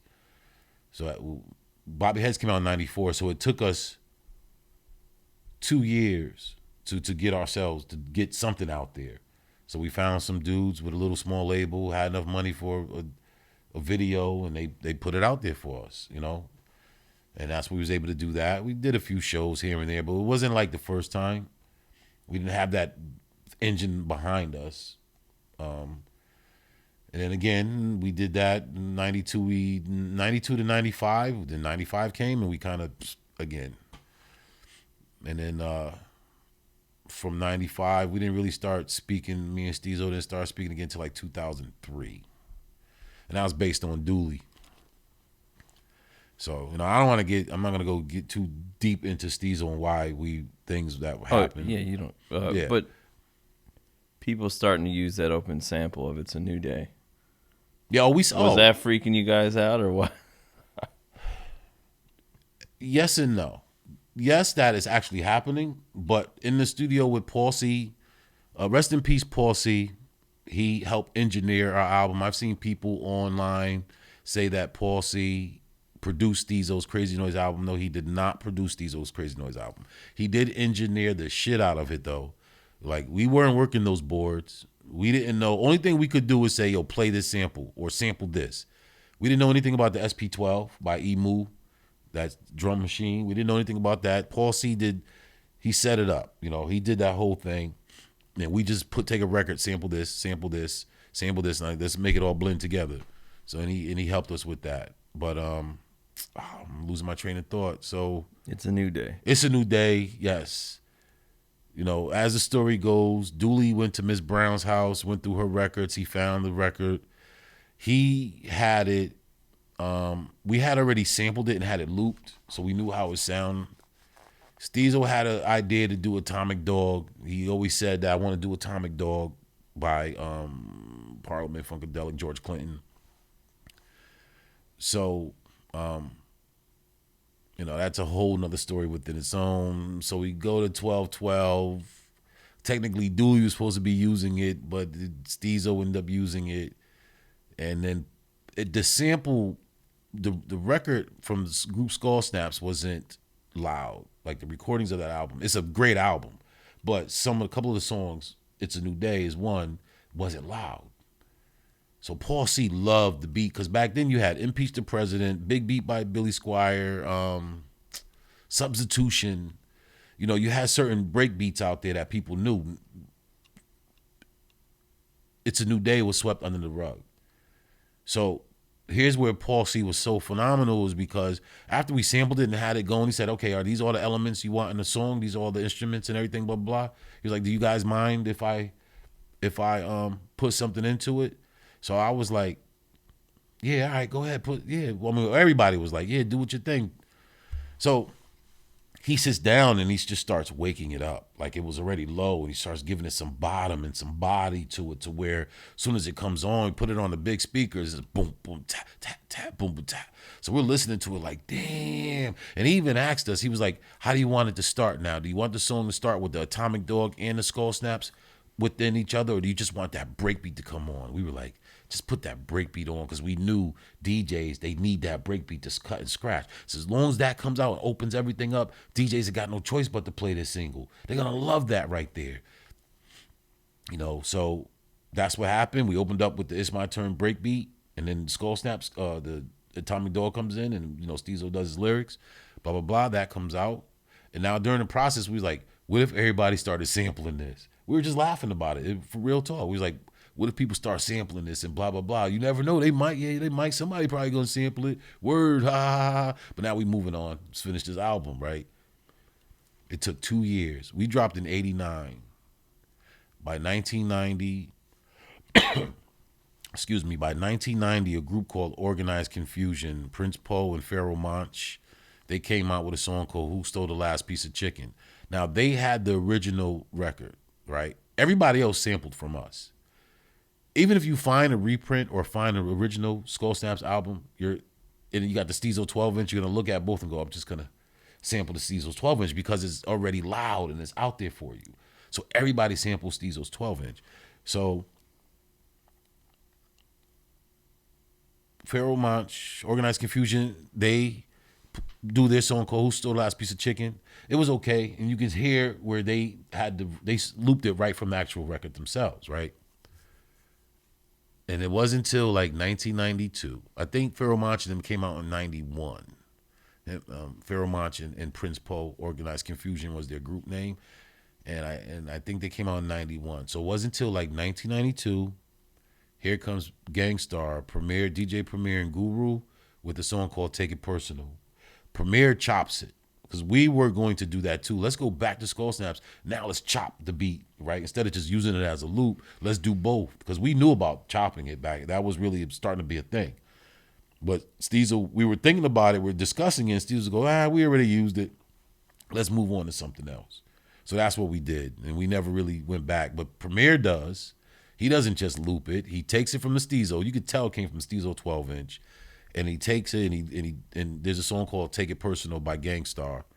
And you'll see, I don't know if you know that song, but that's the product. That's when we were like, oh, snap. It's really out there. And then Diamond D of the DITC crew out of the Bronx, he does it on his first album for a song, Sally Got His One Track Mind. The Far Side uses it in their way for a song called She Keeps On Passing Me By. So like by 92, it just kept coming. Kept coming. Lords of the Underground, Black Moon. It just keeps coming. Everybody's using it. Ice-T used it. Somebody, whoever remixed it on a song of his. And it just keeps coming. And next you know, I'm watching the first Matrix when the girl in the red walks in and this guy who produced the song from Australia, I forget his name, he was a producer in Australia and the song didn't blow up in Australia. So they used that song for the Matrix when they see this girl in the red dress, the first one, and his song is using the Skull Snaps beat. And then just from there, it just kept going. And it was just like, wow. So it was crazy to see, you know, and now, okay, so me and Stezo, again, we break up 1995-ish. We stop speaking again. I go with more of my life. He goes on with his. We get back together in like 2003. At least we meet and we talk to each other. We're friendly now, right? We're not hanging out or nothing, but, you know, what's up, man? What's up? You know, blah, blah, blah. Leave it like that. And it wasn't until like 2006 when we got cool because I was going to see this show. Slick Rick came to Toads. So on my way to see Slick Rick at Toads, next thing you know, there's a radio promotion. Stezo's on the show now. Like, word? Okay. So I'm at the show, you know, Stezo comes in. Oh, we cool now. So I say what up to him. It's like, yo, Jim, what up, man? Yo, you know you coming on stage, right? You know you. I was like, for real? I'm coming. Okay. All right, I'll come up there. So he already had his crew who was doing stuff with. I was just off on the side, just standing there, like just playing around. You know what I mean? So then, and the other guy was there too, but he wasn't. He was like me. We were both on the side of the stage, just walking around, just messing around with people. Yo, what's going on? So, but then the next show was like 2008. He calls us for a show with Brand Nubians, and he goes, "Yo, I you know what I was doing with the other two, Terrible T, DJ True T, and Tall T. What I was doing with them, you know, it was cool, man. But ain't nothing like having y'all. Like I gotta have that original. So we gotta do this show with Brand Nubians. So I was like, you know, I'm down. Let's do it, man. It's been a minute. Let's get down. So we did the show with Brand Nubians, and that came off hot. And we was cool, you know, we've been cool then. And then a little later on, I got into some podcasting with radioscene.com, and nobody was doing it like we was doing it back then. 2010, which we did another Fresh show in 2010. So Stezo goes, you know, it'd be hot if we were able to find that group Skull Snaps and like do a documentary about them and how we released it. And this is the group, if we can find the original group. He was like, nobody's ever done that. You never seen anybody in hip hop with all these songs that are samples that people are using to create their hip hop records to go back and find actual group that we sampled and give them their kudos. I was like, yeah, you know, that would be hot. But in my head, I'm like, ain't nobody find those Skull Snaps. Where we gonna find Skull Snaps at? Sure enough, when he told me the name, like, we gotta look for this name, Sam Cully, Irv Waters, at least these two right here. So now I'm like, let me see if I can work my magic. Like I work in computers, like, so let me see if I can find how to white tag words to find where these people are. So funny, through the internet, I was able to find like, well, Sam Cully actually lives in Norwalk, Connecticut, but he wasn't living there. Stezo used another method. I'm not gonna put that out there, but he used another method to find him, right? He called in a favor. Somebody did something. It was like, yo, he lives such and such and such and such place. Cool. Now I'm working in Bridgeport, right? So now he's living in Bridgeport. So we go by his house and he's not home, right? So I go, you know, the next day comes, I'm at work. I said, yo, I call Stezo. I said, yo, for lunch, I'm going to go by his house again. Because the lady said, the next door person, it was a 2-family house. So the lady said, no, he usually leaves for lunch and comes back in the afternoon. Or something like that. Or usually he leaves, he gets up in the morning, he leaves in the morning. Then he's back around lunchtime. So I remember that. So I called Stezo. I said, yo, I'm going to go see if I can catch him now because it's almost lunch. So I go there and I see this guy walking. I'm like, that could be him right there. Now he's looking at me like, you know, who's this? Because I'm going slow creeping. So I'm watching. I said, if he goes up the stairs, that's him. So sure enough, he starts going up the stairs, Sam Cully, and I make a quick U-turn in Bridgeport. And he's looking. So I jump out the car, I'm going beep, beep, because I want him to go in the house. So I'm going beep, beep, beep, beep, beep. So I pull up almost damn near on the curb, right? So he's looking like, oh, crap. So I jump out the car. Are you Sam Cully? He was going, I don't know. It depends who's asking. So then, because I was just trying to make sure he doesn't go in the house. So now I'm halfway out the car, foot still in the car. So I get my foot out the car, close the door, and I'm like, introduce myself. My name's Jim Slice. No, first I said, are you Sam Cully? He said, depends on who's asking. I said, are you Sam Cully from Skull Snaps?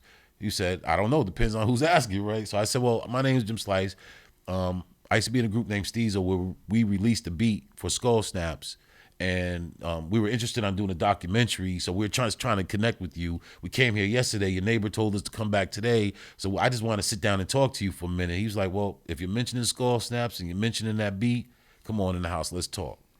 And then that's when from there, I thought I was going to get fired because I was supposed to be back at work at 1 o'clock. I didn't come back to work till like 3 o'clock, and it was like nobody even knew I was going, right? I sat there and talked to him for like 3 hours.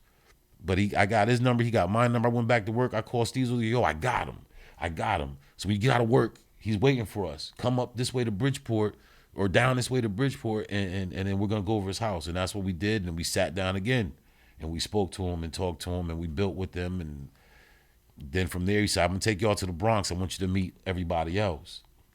Irv was in the Bronx, and Tom Price was in Queens. And they were a group before that called the Diplomats. So, yeah, and then from there we just got going on it. And it's funny because Irv Waters' niece just contacted me today on Instagram. It's like introducing herself, like my name is Karma and I'm Irvin Waters' niece, and I want to put this documentary out because the documentary never actually came out due to other things that I won't go deep into, but it still exists, just sitting on a hard drive, And then that's been it. And then there was a fallout there, which was dumb, another fallout where something was put. The fallout was over T-shirts, but Sam put it into the documentary like that. Those are two different businesses, Sam. So that's why the documentary it's just sitting on my hard drive. But yeah, now Irvin Waters' niece wants to try to help put it out. Life goes on. Where are we now? That was 2010. So now I'm kind of just working, right? I'm not doing anything at this point. I was doing a radio show called Flashback Fever. There's some stuff on YouTube. You can look up Flashback Fever Radio, and you'll see clips of me doing certain things where back then, you see all kind of podcasts now in 2023, but back then you didn't see any of that stuff the way we were doing it. Too bad radio scene didn't last to keep it going. And then I kind of just faded. I did some other music in the 2000s. Because I did fade, because in 97, I had to stop and go, later for music, what am I going to do? So I had to go back to school, get that right, and then get myself a job that I can like, not just a job, but more of a career. So that's how I got into information technology. So I knew with that, wherever I go in this world, I could potentially find a job because I can learn about a lot of this stuff, right? So I did that until like 2004. So that's 97. I got a job in the field. So now at least I know, even if music never happens again for me, I'm okay, right? I can move out my mother's house now, right? So it wasn't until like 2005, this artist from somebody I knew called me like, yo, I got this management company. I want you to help me manage this artist called D Phenomenal. He was out of Long Island. So I said, all right, well, I'll help with that. I'm more in the back end. That's fine. So D Phenomenal was down. He was going to be down with DITC, Digging in the Crates crew out of the Bronx, before they all split up. He got there at the very end. And I remember hearing AG from Showbiz and AG, Andre the Giant, introducing D Phenomenal, saying what they had coming up next. But it never materialized. So 2004, I start helping this guy. His management company is called Anger Management. Then his artist was D Phenomenal. So I'm on the back hanging.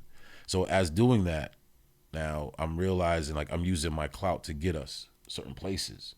So in the 2000s, like I stopped in like 97. So here like 2004, 2005, like using my I'm Jim Slice. Word, yo, come on in. Like oh shoot, okay, like I'm seeing like some of it is making some moves. So I'm like, all right. So I did that until like 2006. And then from there, I kind of left that after they did their thing.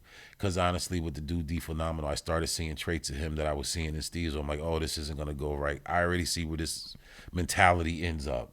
And he had some of that. I'm like, all right. And I just quietly just went my own way. So I'm out. So then I started working when I got my little cousin, and I never really went to no record labels or nothing like that. I just started, as YouTube started progressing and people started doing their own videos, I'm like, we could just have fun with this by doing music. So you look up Jim Slice or Mr. Slice and Boo Slick, Jim Slice and Boo Slick on YouTube. You can see some materials, videos that we did, but they don't look good because they were on tape. And then when you try to convert the tape, they were grainy back then. This is the cusp of digitizing and cameras now having the smart cards and stuff like that. So we're on the cusp of that. So the guy that was doing the videos, he was still using the DAT tapes, right? Back then. So that was the mid 2000s for me. And then I did that all the way up to like 2008. And then I got burnt out. You know, you're doing these showcases here and doing certain things and calling people. But after a while, like, if that was my day job, then it was been different. But I got a day job. This is at night, and this is keeping me up later. And I'm tired at work, trying to make phone calls at work, from work. You know what I mean? So I burnt out it took 2 years before I burnt out, like 2008. I'm like, all right, I'm tired of putting money into this, and I'm tired just right now. I need to just chill. Everybody that I'm around, they're just making me do everything. You know, everybody wants to ride. Everybody want to be an artist. Everybody want to rap, but I got to do all the work. Like, it doesn't work that way. But I tried, and I burnt out to the point where I'm tired now. I don't want to have to make no phone calls. I don't want no responsibilities anymore. So I stopped, and then you know, but me and Stezo and stuff at this time, we were still cool. That's why I said here 2010 we get together and do the Fresh Fest show at the Harbor Yard that it was called in Bridgeport. So that was a big show. And then in 2012 is when 2011 I started doing Flashback Fever Radio on radioscene.com. And then 2012, Stezo starts talking about the documentary. Sometimes I would go to his barbershop and check him out. And we put that in effect, and that took us 2 years to do. We started in 2012, and it was probably done by 2014. And then we fell out again. And then that was it. Then he moved down south. Yeah, he moved down south before we fell out, and then we just fell out. I didn't know he was not feeling well. I don't even know if he knew it. I don't know. I know I seen a picture somebody posted on Facebook, and I was like, geez, he got big because he went down south and gained some weight. I guess he was eating good. And I was just surprised. Like, that's not him. Like, that's not how we are. Like, every time, you never gain weight like that living here in New Haven or in the East Coast like that, up in the Northeast. You go down south and you get comfortable, and then you just gain all this weight. Like, you're supposed to be a dancer. You're not going to be doing as much dancing, but you don't need all that weight on you. So I think the weight helped, like, didn't help his heart or something like that. So it ended up being a heart issue with him. And then he unfortunately passed away. So, and you know, I got the call. Someone called me like, yo, Stezo passed away. And it just took time because I'm on Facebook, and me and the other guy that was in the group were on the phone talking. And I'm sitting there. It's not really believable yet. Even though I know it's for real, because he's sniffling, and Facebook doesn't know. I put the You Got to Chill video up there like, yo, Stezo, my dude, this is where it all started for you. But nobody got it. So then the guy, Chris, that I'm on the phone with, the other dude, I think he throws something up on Facebook. Then this other guy, Cutmaster Joey D, sees it. And then he posts, R.I.P. Stezo. Then you start seeing comments, what? And then people just, and next thing you know, about an hour and a half later, you just start seeing all these pictures of Stezo coming down. That's when I just started like, oh, man. You know, that's when it really hit me. Like, this shit is now real. Like, you know, and it's just been so surreal, I guess. It's like, it's not true. It's not true. But it is true. You know, so then you just see people doing certain things for him. They made a mural of him, Star Tire. Now in 2016, Stezo passed away in 2020. In 2016, the Connecticut Against Violence organization started recognizing some musical people of Connecticut. So myself and the Skinny Boys and others who've done things were there to get these like certificates from the office, the mayor's office in Bridgeport. So that's why I see the Skinny Boys. So now I'm like trying to redeem myself a little bit. Like that Skull Snaps thing didn't work, but I want to do another one, like something I can work with.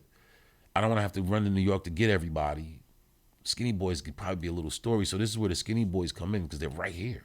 I don't have to, before we had to run to the Bronx and Queens and all these places to get all these different producers for the Skull Snaps one. But I was like, Skinny Boys are right here. It's probably be a decent story to work with. We need something more about Connecticut hip hop. So I asked him that in 2016. He was like, we'll think about it. We'll see. We'll let you know. I didn't get a call till like 2018 out of the blue. Superman J calls me like, yo, we're going to do it, man. We're going to do it. And I think maybe it was after, did NWA drop their biopic film first? I think maybe it was something that inspired them to want to do it. So it might have been around that time. And it was hard for me because I just bought this house in 2018. So I'm like, I just dumped this money into this house. I'm buying all of this stuff. And now you want to run out and do it? Like it's going to take a minute, but we did get started in 2018. And then it was just like, I couldn't go further without Jockbox because it would be incomplete. And all year round, people, well, what happened to Jockbox? How come he isn't in it? Where's Jock at? Where's Jock at? Like, we can't do it without Jock. Like, he's part of the, that's like Santa Claus not having his white beard. There's something about it that goes with it. And you can't get a Happy Meal without the toy. Like, where's the toy? That's what Happy Meals used to come with at McDonald's. You know what I mean? So you had to have Jockbox. It's like, without Jockbox, it's going to be incomplete and you're not going to be happy. And twice I tried to do it, like, all right, later for Jock. Well, maybe try to find some way to add him later. But it just wasn't there. Like the things weren't for me. So it just, I don't know, we just been sitting for years. But now I finally got Jock. And now all of a sudden, now I'm writing down the treatment. Like it's all coming back now. And I'm realizing like even things, which is cool because other things have happened, which changed the storyline and how I'm going to bring it across. Because now I got this material to work with and this and that. So that's been my life as far as hip hop and the trials and tribulations.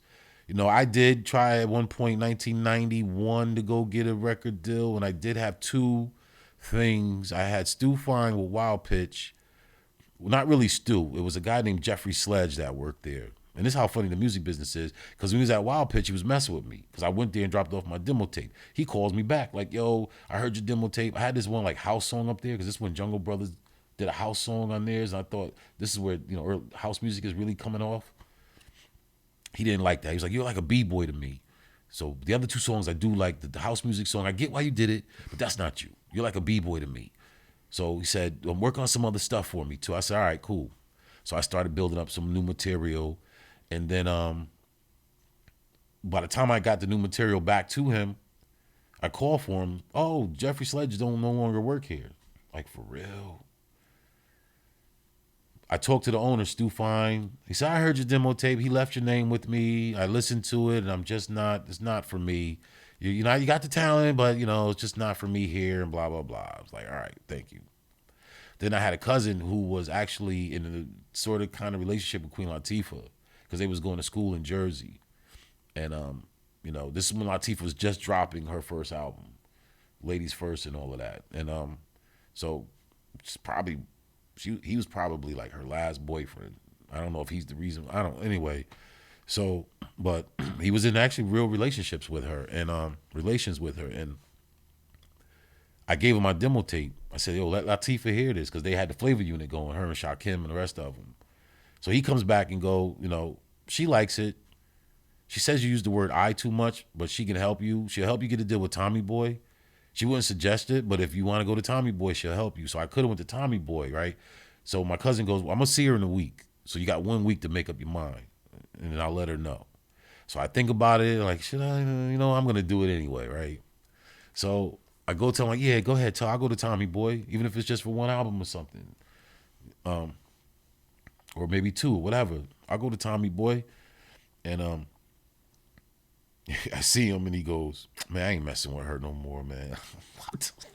Well, can you at least call her and tell her, oh, I'm down? But, yo, I was like, man. So those are the two scenarios where I could have probably popped off on my own. But then during that time, too, at the age of 23, I had my first son. I had my son. So then that was another pull me like, now I got to make sure I keep a day job at this point. You know, I can't run and be free to run everywhere. I got to work to help support my newborn.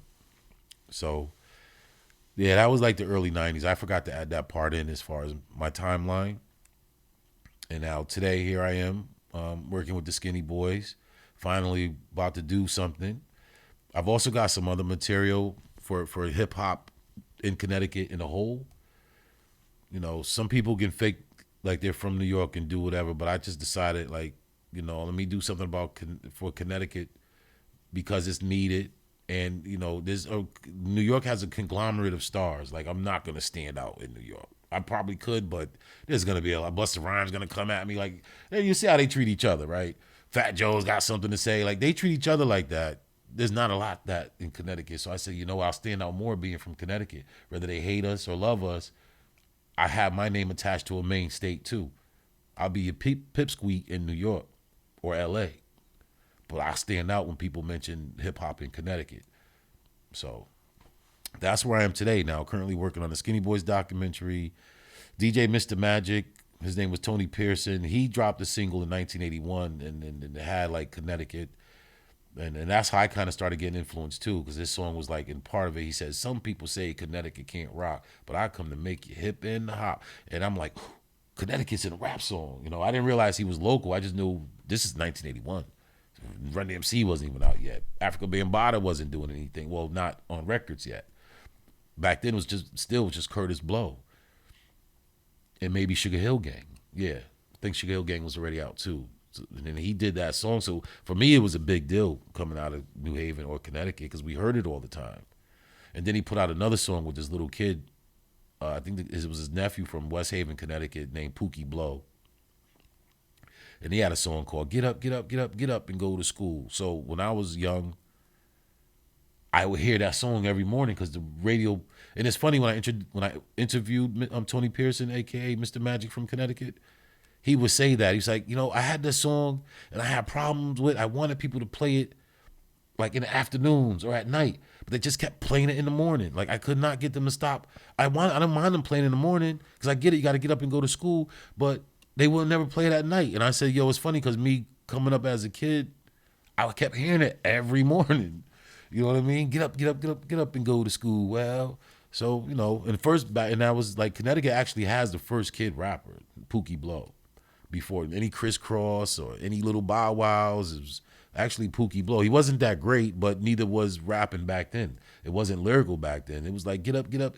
I said, you know, hip to the hop, to the beat, to the bop, the shoe bop, we bop do. It was just like that type of style. So it was still a big deal to us. So, you know, and I think that's it, you know, where I'm at now today. I'm on Facebook like everybody else. I'm on IG, Jim_Slizzerman. Facebook as Jim Slice.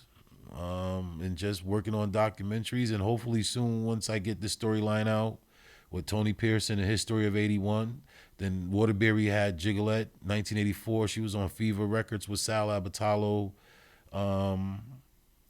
So she did drop a single. She's in the 1980, was it 85 or 4? The movie Crush Groove came out. She didn't have any speaking lines, but she was up close and personal because she played Run's friend or girlfriend.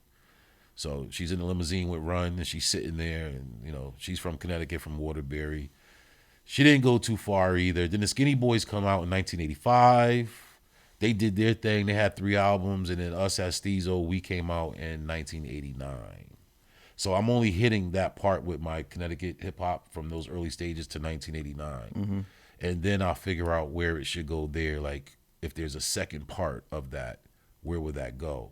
Also, by 2012, too, myself and this friend I know named Gary Thomas, G's Records, we would run around 2012 when I had my radio show. I would try to get certain DJs to come and perform on Flashback Fever Radio, radioswing.com. I had DJ Melstar, quite a few other DJs. DJ Easy Rock used to be down with Rob Bass and DJ Easy Rock. Rob Bass came down. This was before he passed. Rest in peace, DJ Easy Rock Harlem. And so I was doing that. So I would go to Crotona Park in certain places. So me and Gary G's Records, we would go together, you know, just just different events here and there, if inside or outdoors, whatever.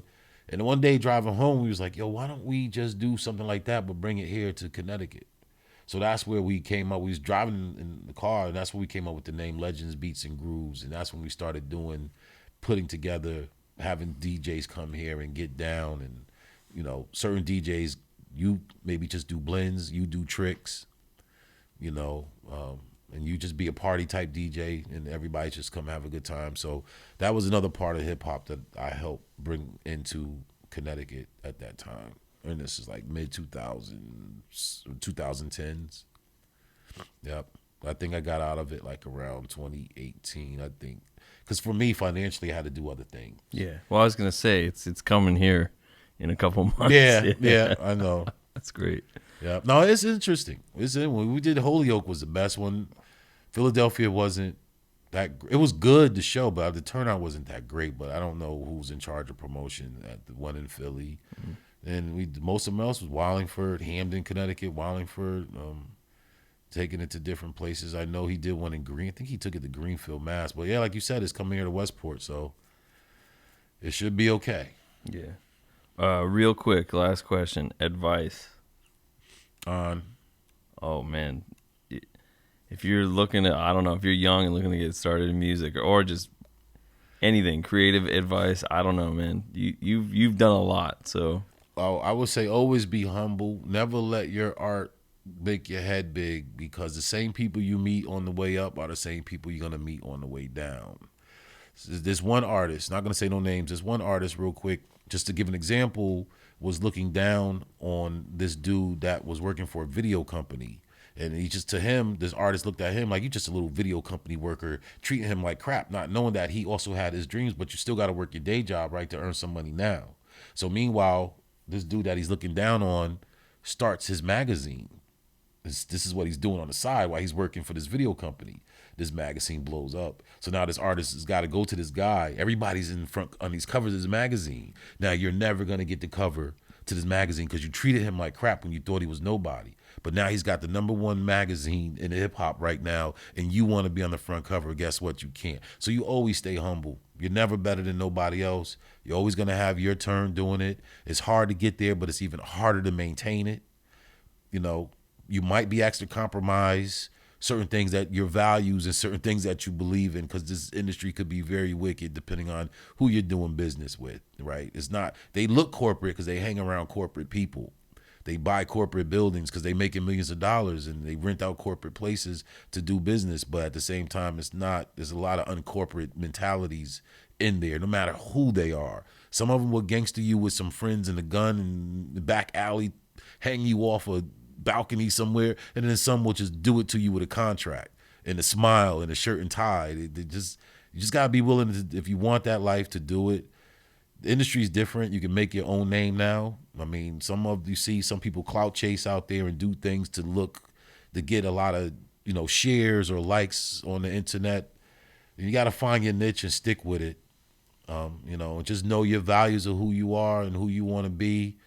Don't let nobody change you for their purposes. You know, if you find changing yourself, change because it makes you better and it makes your talent better, because somebody out there is going to like it and give you a chance. You just got to move around. It could be tiresome. You might want to take a break, but never give up. Doesn't matter how old you are. The newer generation, yo, you old head. If you rap too. You can't rap no more. There's always going to be an audience for you. If you 60 and rapping, guess what? There's a bunch of 60-year-olds. I mean, as we're having this interview right now, hip hop is 50 years old, which means there are people in their 50s who still listen to hip hop. Your ears do not say, well, I'm this age, I can't hear it no more. Unless you turn to gospel, and that's a different story. But other than that, you're still going to enjoy it. There's going to be 50-year-olds who are going to rap for other 50-year-olds because maybe they got to hear a song about AARP. You know, it's whatever. 20-year-olds are going to rap, and there's going to be 20-year-olds that's going to listen to what they're going through because they can relate to the time frame. But it's never over. It's never over. So just keep doing what you're doing. Make use of the internet. Make use of people. Always network. Stay humble. and just try to find your investors and people who believe in you to invest to help you go further. Thanks, Jim. Thank you for having me. Thanks, man.